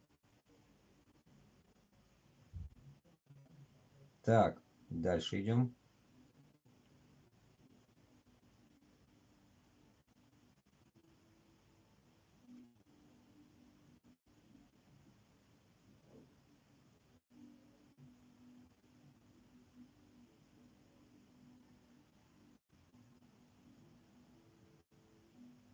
Ну, вроде почти все сказал, наверное, блин. Тут что-то опять повтор уже идет.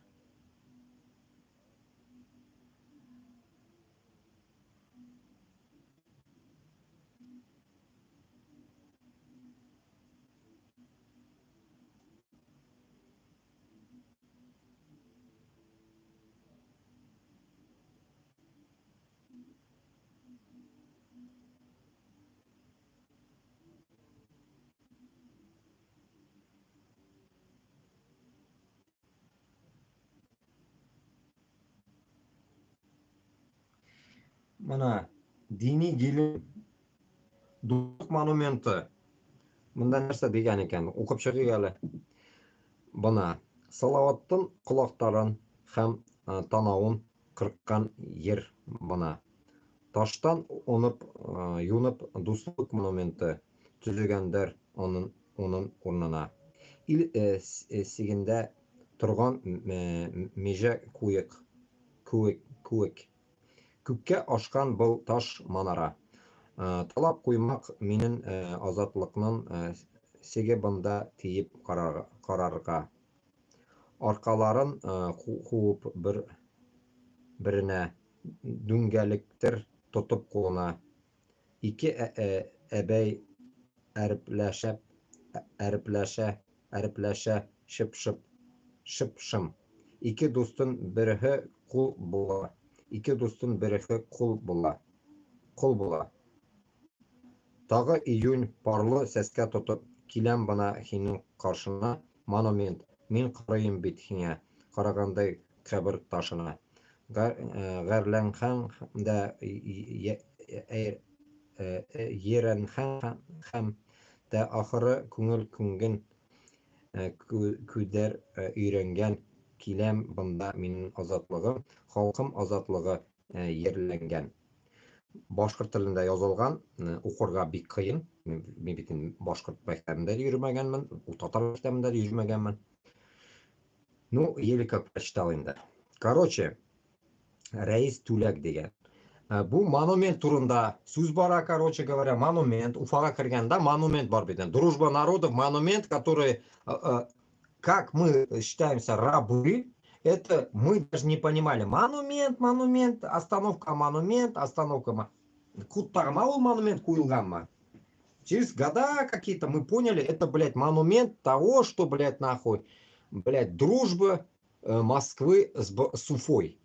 Поэтому это вот, мында, я как понял, айтар типа, блядь, икидус арасында только икидусның бірісі құл бола, тегесі патша.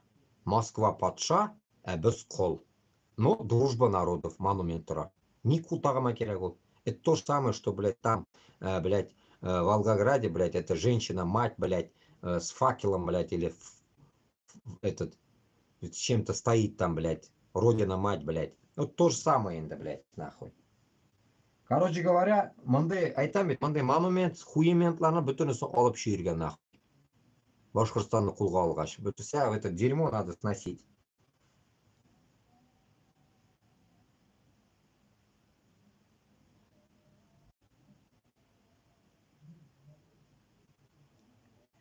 Так.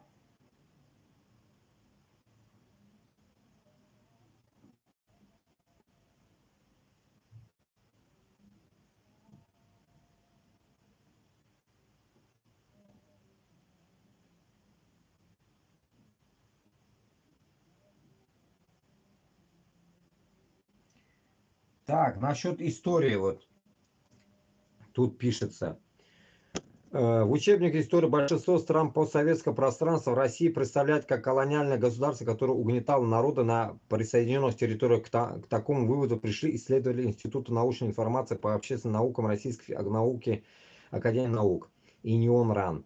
Поэтому исследование, как Россия представлена в учебнике истории стран Ближнего постсоветского Востока и Китая. Страны СНГ в основном указывают на урон культуре стран, захваченных Россией. Так, казахстанский учебник истории для восьмых классов Российскую империю описывает как страну, стремившуюся использовать Казахстан как платформу для своих военных и экономических интересов. Учебник Азербайджана называет военным вторжением, поддержкой предательских сил, установлением советской власти в стране. В пособии по истории для учащихся в Академии МВД Узбекистана также указывает, что захват Средней Азии Российской империи принес вред как национальной идентичности, так и экономике Узбекистана. Схожие позиции пришли в учебниках Ирана и Израиля. Ирана и Израиля? Израиль описывает СССР и Российскую империю как антисемитское государство, а Иран считает, что российская политика часто вмешивалась во внутренние дела страны, а поддерживаемая СССР партия послужила дестабилизации иранского общества, вызвав угрозу начала гражданской войны. Более положительно оценивает влияние России в Таджикистане и Киргизии. Охуеть. И что это, кыргызлар? Блять, кыргызлар, уберите нахуй свою статую, блять, Путина. Так, Киргиз учебник пишет, что восхождение страны в состав СССР способствовало развитию народного хозяйства и образования, промышленности и перехода к оседлому образу жизни. Позор, блядь! Положительно оценивается действия СССР в период гражданской войны в Таджикистане. В стране указывает, что советские войска были основной силой, защищая местное население. Позор, позор, пиздец. Это полнейшее нахуй манкурство вот этих народов. Ну, я всегда понимал, что таджики тоже такие, блядь, пиздец нахуй. В Москве я охуевал от того, что, блядь, Москва-Бад был, блядь, там. Не Душанбе там, блядь, не в Душанбе, а в Москве было Душанбе. Это пиздец, нахуй, так сделать с народом, с таджикским, я просто не понимал в то время, нахуй. Нахуя они получали паспорта российские? Я не мог понимать, блядь. И вот вам ответ. Самые большие паспорта российские это у таджиков и у кыргызов. У узбеков, наверное, чуть меньше, потому что им двойное гражданство нельзя. А у этих блядь, можно двойное гражданство, можно хоть тройное, блядь, можно и тот, и этот иметь, блядь. Все подряд. Итог какой, блядь? Итог получается вот вам нахуй. Что, блядь, Кыргызстан с Таджикистаном пока еще целуются в десна с Русней. Вот и все. Вот шундай халлар. Поэтому бездә теге үзебезне генә сөйләсәк, монда күршеләрдә да проблема дохуя и больше. И поэтому мы как-то должны, я думаю, поддерживать друг друга со всех сторон. Начиная с морального духа, поднимая, и заканчивая, блин, чисто человеческого, ну, так скажем, приоритета друг к другу. Чтобы мы были противниками все, блядь, против Русни, блядь. Чтобы нас было больше, как, в первую очередь, как мусульман, в то же время, как туганлар. Хоть и без, как это, таджиками не туганлар, но, по крайней мере, уж крути не крути без мусульман инде. Плюс таджиклар бит инде, шия тугл бит инде, суннитлар, и поэтому мы никак не можем предъявлять, что они как бы нам туганлар тугл. Это уж таджиклар 150 раз лучше уж тех же арабов, манкуртов, которые, блядь, своей Палестине даже помочь не могут. Если сравнивать, да, ведь, допустим, дальних, так скажем, мусульман с ближними мусульманами. Поэтому я считаю, что безгя ничектор все равно надо сплотиться и как-то вместе этой хуйней бороться. А в Средней Азии вот это исторические факты, которые они сейчас начали просыпаться, это уже какому-то новому моменту, что этот скачок даст повода нашим тупым манкуртам, может быть, когда-нибудь осознать, что вот Ташкент, там Казахстан, Кыргызстан, Таджикистан, они уже как бы нахуй русских послали, а мы никак не можем нахуй послать. Вот примерно вот такой звоночек отражался бы от них, было бы идеально. Но пока у них тоже пока это на слабом уровне. Уровень очень такой нулевой, так скажем. Вот так вот. Ауыр енді ауыр, бик ауыр хәл. Мен білмеймін, башқұрт пен татарға что-то уже объяснять, наверное, мы уже все рамки перешли, блядь, все уже объяснили. Получается, только жиылырға керек. Енді мына бізге нешіктір жиылырға керек, там не бегать там, блядь, всякими, блядь, этими плакатами на шее, блядь, нахуй, Путин хуйло, а конкретно вылазить сюда, блин, и действовать уже. Действовать и не сидеть нахуй этот и ждать, блядь, чего-то непонятно чего.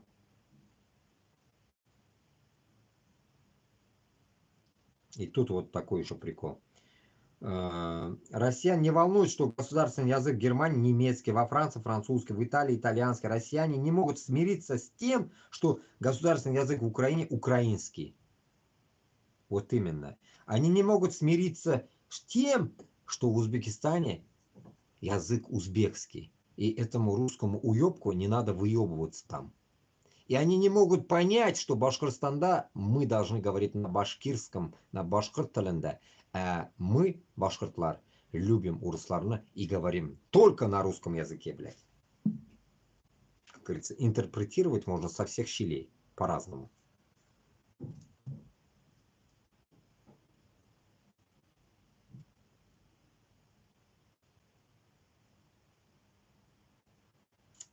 Так.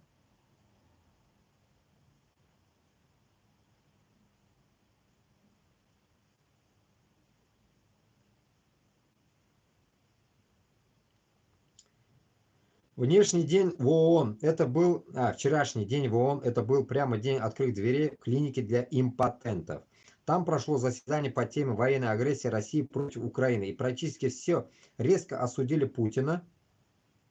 Глава Госдепа США резко осудил Путина, глава МИД больше резко осудил Путина, глава МИД Германии резко осудил Путина, глава МИД Великобритании не просто резко осудил Путина, он даже сказал, что мы Запад все про твои, Путин, дела знаем. Все знаем про твои военные преступления, про репрессии внутри России, про подрывную работу стран Запада. Так прямо и сказал. Вообще не побоялся. Посмотрите видео, посмотрите, как решательно глава МИД выглядит в камеры. Сколько стали в его голосе. И что дальше, и что все знаете. Вы все знаете. И Я представляю себе городок, дом в городке, в котором живет мирная семья, и в этот дом вломился маньяк-убийца. Теперь из дома несутся крики и плач детей. А перед домом собрались все полицейские городка, собрались, стоят, решительно кричат. Мы знаем, что ты там творишь, мы знаем, кто ты такой, мы знаем о твоих прошлых преступлениях, мы знаем, что у себя дома ты насильничаешь. Кричит решительно, но с места не двигается. И тут из дома выбегает подросток, бросается к полицейским, просит помощь. Просит войти в дом и грохнуть маньяка. Нет, нет, отвечает полицейский, это же эскалация. Тогда просто просит дать ему пистолет, он справится сам. Нет, нет, отвечает полицейский, это же эскалация. Потом полицейские посовещались, выдает подростку бумагу с адресованным маньяку предупреждением о недопустимости ее действия и просит эту бумагу маньяку передать. После этого полицейские с чувством выполненного долга расходятся. Импотенты. Понимаете? Вот то же самое. Вот то же самое и у нас. Понимаете? То же самое, что без барабас сугушка, и мы не можем, блядь, нахуй, просто кутак куирга, блядь, Москвага. Вот наша, блядь, слабость. Не то, что там импотенты, блядь, нахуй. Мы вообще долботенты, блядь, нахуй. Которые, блядь, долбаки, которым, блядь, нахуй, сколько вдалбливай, нахуй, нихуя, блядь, мы не можем встать, блядь, и пойти, блядь, против Москвы, блядь. Не то, что там Зеленский, блядь, со своим армией, блядь, нахуй, не может никак вымандить, нахуй, блядь, у американцев, блядь, стрельнуть, не стрельнуть, стрельнуть, не стрельнуть, ну, блядь, ёб твою мать. Меня крол берсалярь утурмасы им. Если бы, допустим, вместо зелья я был бы, наверное, давно бы ебанул бы уже нахуй по Кремлю, блядь. Я, может, блядь, вымандил бы оружие у них каким-то образом, блядь, беспалево, так скажем, если они не хотели бы давать. Я не знаю как-то, блядь. И выебал бы нахуй этого Путина раз и навсегда, блядь.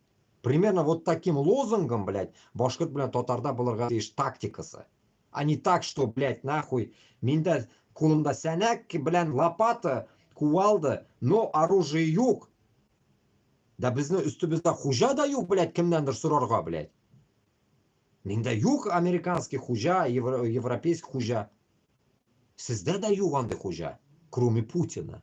Сізде только Путин хужа, блядь, который просто надо ёбнуть. И вы не можете это сделать. Хуй его знает, блядь, я не знаю, как вас, блядь, подвести к этому нахуй. Да, это может для вас звучить как суицид.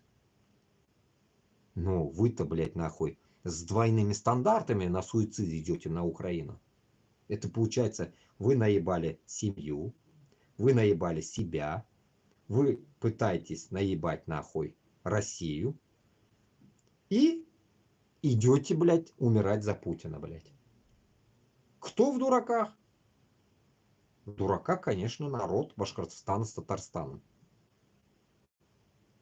Вот в чем прикол, блядь. Поэтому я вообще не могу дать, блядь, какую-то нахуй, так скажем, толчок, наверное, блядь, чтобы безнын холок рано или поздно встал и сказал, блядь, давайте мы будем вот, блядь, вот столько дерьма уже мы наслушались, блядь. Ну это тоже заебал уже вот этот, блядь, типа я вас, может, заебал, блядь, что, блядь, вы никак не можете встать. Ну давай уже к концу концов встанем, блядь, чтобы вот эти, блядь, заткнулись, блядь, Габасовы, блядь, Кашаповы, блядь, я, типа, давайте уже заткнем, пусть они заткнутся, мы встанем и пойдем разъебем, блядь, чтобы они уже успокоились. Нихуя ведь он да кишиюк. Нихуя, блядь. Есть только, блядь, нахуй, боязнь перед чем непонятно. Главное, білясізме, сіз Аллах Тағаламдан шулай қорқмайсыз. Ішіп, тішіп, тәмәке тартып жүресіз, ми сегіп. А Путиннан қорқасыз. Не то, что, блядь, там тот день я вам показывал, как пиздят, блядь, один долбоеб пиздит двоих мужиков, и это на камеру снимает. Там ковер, дом, блядь, где-то там. Типа, какого хуя они не пошли на смерть? Ослушались. Типа, им надо было на смерть идти, блядь, на убой. Они что-то не пошли, сыканули. То же самое, блядь. Путинские, блядь, замашки, блядь, вам страшны, а это нет. Я вспоминаю армию свою, блядь, В армии тоже так же боялись солдаты. Я охуевал просто. Я говорил, блядь, давайте ебанем все. Нет, ты чё, они же сержанты. Вот так они говорили, блядь. Я говорю, давай ебанем, нахуй, блядь, мы слушаемся. Кто они нахуй? Нет, они же, блядь, нахуй, эти, блядь, сержанты, блядь. Нельзя, блядь, нахуй, нельзя, типа. Нельзя, блядь. Типа, они же сержанты, блядь, нахуй. Нельзя, типа. Нихуя себе, я говорю, блядь. Сержанты, блядь. Вот такая херня, блин, Дуслар. Так, постойте-ка, это Уфа военные. 307 подписчиков у него. О чем он там пиздит? Почитаем у него. А, вот насчет этого, да, хотел тоже напомнить. Услышал я сегодня. Я говорю, военный бюджет России в следующем году достигнет исторического максимума и составит 13,2 триллиона рублей. Один раз говорил уже вроде бы. Это 40% от общего бюджета России. Это на 725% больше, чем бюджет на образовательные программы. На 340% больше, чем бюджет на здравоохранение. Да, российской власти плевать на детей в социальном плане. Ей плевать на пенсионеров, ей плевать на здоровье своих граждан, на их уровень жизни. Ей самое главное оставить украинцев сидеть без света. Всю Россию готовы сжечь и пролететь в болото, только чтобы с Украиной случилось то же самое.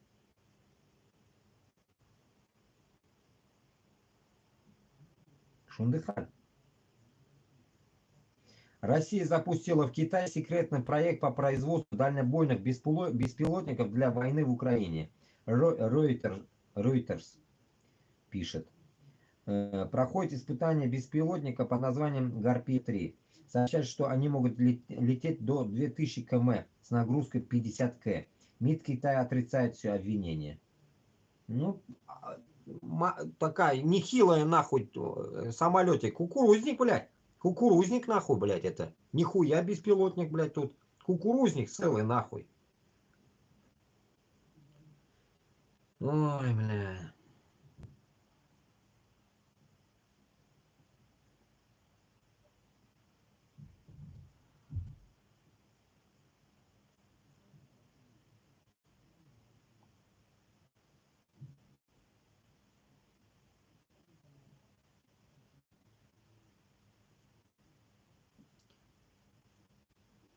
Да.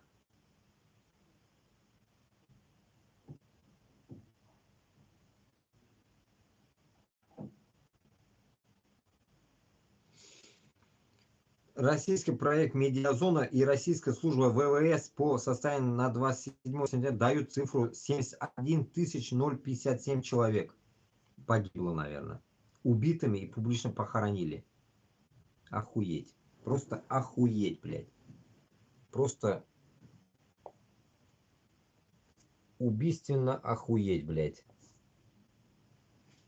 Так. На 23 сентября 2024 года в нашей базе 71 979 человек, по которым есть полные сведения. Но sizga men narsa aytib turam. Когда говорят 3000 с Башкортостана, это пиздеж. Башкортостан есть на первом, на втором уровне Татарстан, это минимум, блядь, бездя, вот за этот период, наверное, по 10 тысяч человек ушли, блядь.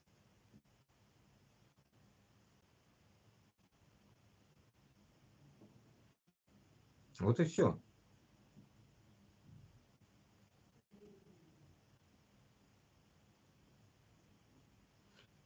Традиционная рубрика «Москва и Кавказ против России». За неделю потери в Ингушетии 0, Чечня 1. Давно столько не показывали. Это, ну, это я не, мимо да хуй тага не верю. Татарстан 75, Башкортостан 67, Пермь 43. Ну да, ну да. Мы же этот как бы тупее, получается, Кавказа. Кавказ, да, как бы все умные и живые, а мы тупые. Мы же как бы типа азиаты, мы же тупорылые, узкоглазые, тупорылые мы. Мозгов нету. Мы должны умирать, блядь, как мясо. Пиздец, пиздец.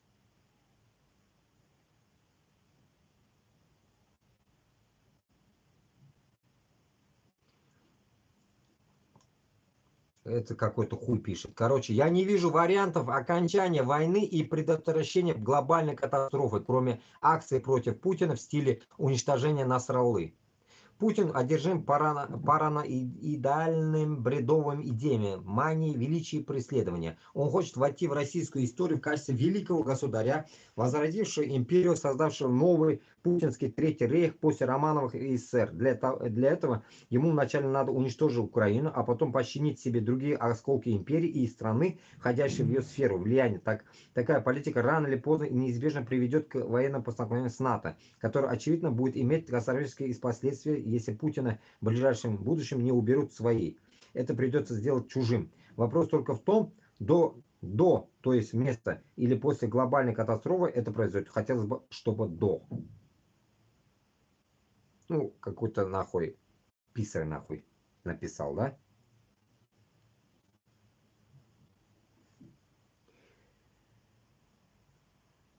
Мы, какие-то тоже пишет, мы отправили своих родных из Бурятии захватывать Украину за 3 дня и получить зарплату 200 тысяч, а денег нет. И наших родных тоже больше никто не видел.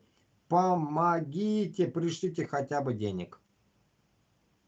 Охуенно. Если бы я пошел бы, допустим, да, наверное, блядь, моя эта сучка жена говорила бы, наверное, нахуй. Вот, блядь, ушел и потерялся, блядь. Вот, сука, где же деньги, блядь? Примерно вот так звучало бы оно. В пидорасии, блядь.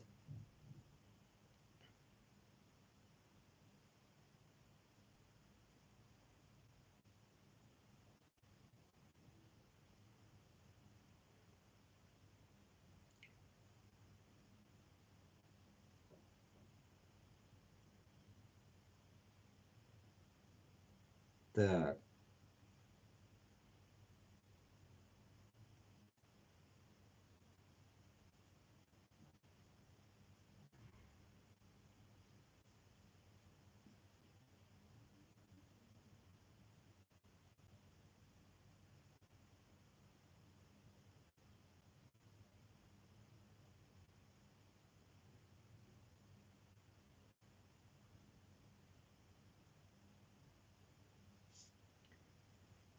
да, пиздец, нахуй.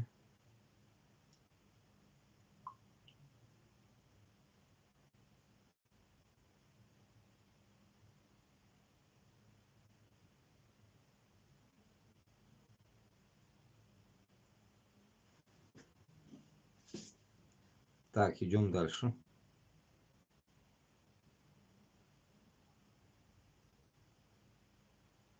Ну вот этот Идель-Урал тоже как бы продолжает выстраивать структуру сопротивления в республиках Идель-Урала и в соседних регионах. Мы ищем людей, способных помочь конкретным делам, вступая в ряды сопротивления. В ряды сопротивления вот Идель-Урал выставил свою рекламу. Ну вот, күрәсезме, все пытаются, чтобы народ проснулся, да, Идель-Уралдан. Идель-Уралга енді өзіңіз білесіз кім кірә. Башкортостан, Татарстан, Чувашия, Мариэль, все вот эти, наш круг, так скажем.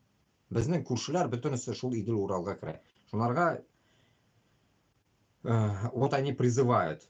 Но Мин со своей точки зрения бы сказал бы так, что можно и с ними топить, разницы нету. Но главное, нужно выходить за границы России, за границы, не внутри.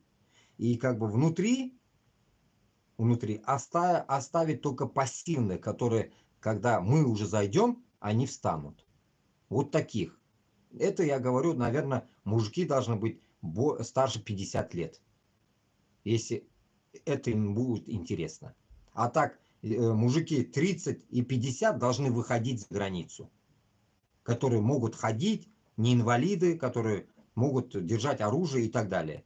Чтобы мы могли уже в полном обмундировании или просто хотя бы зайти, чтобы захватывать уже позиции. Вот только таким образом мы можем что-то сделать. А по-другому мы нихуя не можем сделать. Бірнәрсе кузгалмый.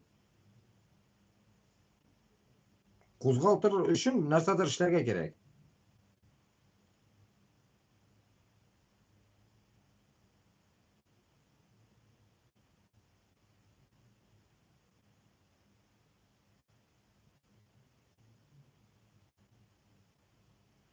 Этот Мурзагулов. Ой, Мурзагулов тоже кеше был тұрған енді. Блять, Ростислав инем бәттәге нахуй. Мурзагулов инем бәттәге. Исем нәрсә, блять? Башкорт исеме Ростислав, но это, блять, уму непостижимо нахуй. Лучше бы назвали бы Ташак, да, блять. И то звучит по-башкирски, блять. И в итоге этот Ташагин, блять, что-то пишет, типа, то, что его, блядь, объявлен в розыск на территории Российской Федерации. Но этот хуй был этот, кем он был, блядь?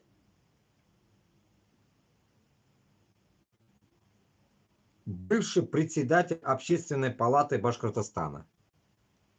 Манашунды Кутахбашлар были председателем Общественной палаты, нахуй.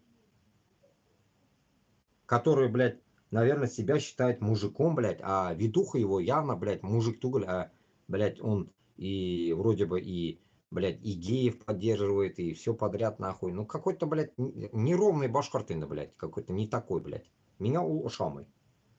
Это он не такой, блядь, явно, блядь. Плюс он, когда с Габасовым говорил, он пытал утопить Габасова.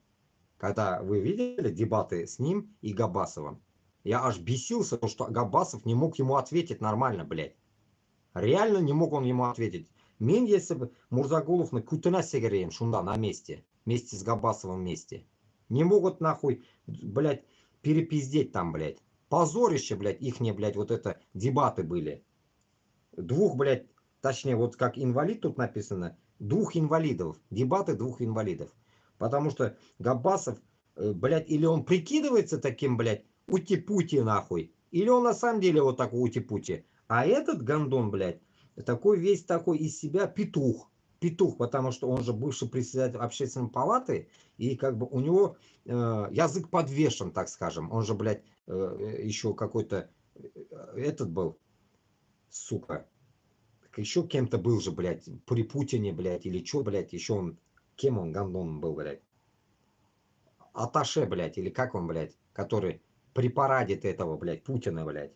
Таким пидором тоже еще был он, вроде бы, как я понял. Который нос пудрит, нахуй, правительству. Рекламщик какой-то, как это называется, не помню это слово. Вот так вот. Короче говоря, безда шунды, полный сбор, блядь, какой-то, блядь, винегрета, блядь. Один, блядь, Маргештейн, нахуй, другой вот такой Мурзагуловы. Но все, блядь, пытаются быть, нахуй, выше, блядь, обычного народа, блядь. Но нихуя Башкортостан, блядь, Татарстанга кутак, блядь, ярдама юг буларны, блядь. Только грабеж и всякая срамота, блядь, от ихней тематики, блядь, всей сделанной. Почему-то, блядь, этот Ташагин, блядь, вроде бы с ними же вместе топил, блядь, это Ростислав, блядь. А сейчас что-то, блядь, переобулся. Тоже, блядь, странное. Это как Фарида Курбангалеева, та же система поебутины, которая топила за навальнистов, топит с навальнистами, а пиздит про свободный Татарстан, блядь.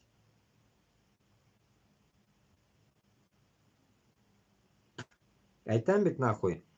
Кто бы вот с Рафисом Кашаповым топит, нахуй, там, блядь, винегрет конкретный. Кто чё нахуй, но главное, они просто хотят захватить власть. А нам нахуй такие не нужны. Башкортостан будет отдельный, и отдельной башкой будет он думать. Он не будет зависеть от Татарстана. Нам нахуй татарские мозги, блядь. Бізде есть башкирские мозги. И біз Башкортостанда өзіміз хужа боламыз. Бізге кутағында татарлар внушать даже итмәс бізге. Былай яшәргә, тегеләй яшәргә. А Башкортостандағы татарлар, мына мен Башкортостан татары исәпләнсәм, Башкортостан татары, нахуй, күтен кысып, башкортлар белән яши. Ушамый икән, нахуй, пусть пиздует Татарстан. Примерно вот так будет это звучать.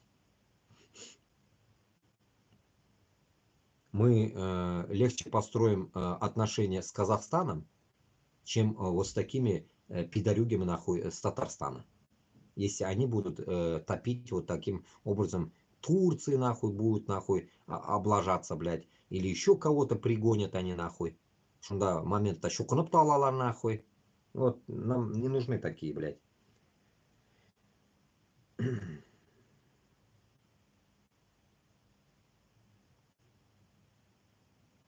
Как үзбәкчә әйткәндә, еркәк булсаң, еркәк булгын. Амлата булмагын.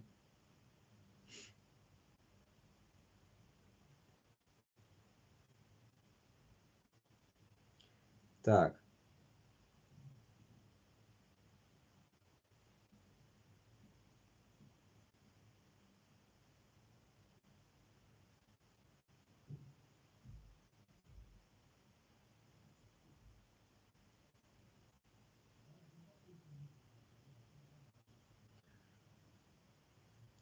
Какой-то долбоёб в Турции, неадекватный мужик, несколько раз ударил имама по голове табуреткой во время намаза. Ответ от всего джамаата не заставил себя долго ждать.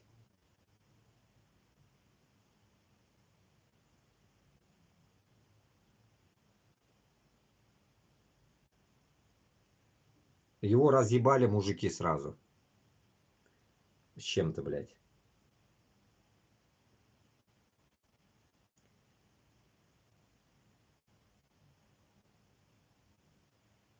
Придурков хватает везде, блядь.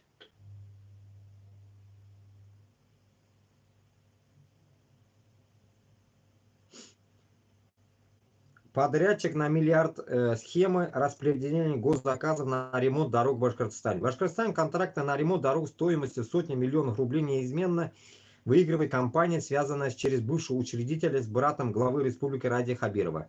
По словам экспертов, тендеры формируются под нужного подрядчика, а на торгах эта компания часто оказывается единственным участником. Директор фирмы Павел Баженов возглавляет еще одну компанию, осваивающую миллиарды на дорожных работах за пределами республики. Прямые связи с руководством республики тщательно скрыты, чтобы избежать прямых обвинений, на вопросы остаются. Я не могу понять, какой брат у Хабирова Павел Баженов? Я не могу понять, блядь. Хабиров Ташагин, кто он по нации, блядь? Что-то я не могу понять, нахуй. Павел Баженов, Ради Хабиров. Что-то я не могу, блядь, этот маразм догнать, блядь. Сука. Кого поставили к нам, блядь?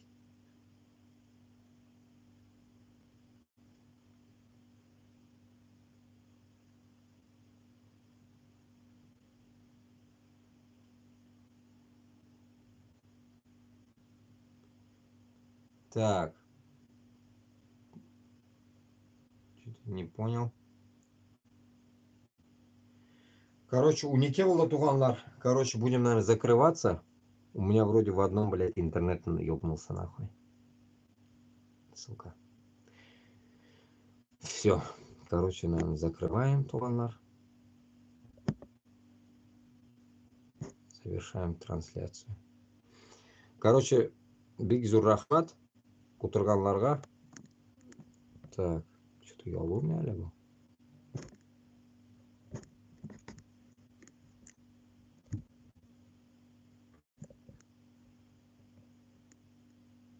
Да, интернет-буткин, короче.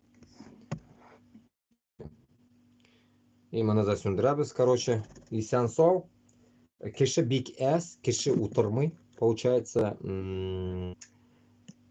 наверное, не те дни захожу, или просто уже людям не интересно. Поэтому, как говорится, и сянсол. Люди хотят дальше умирать.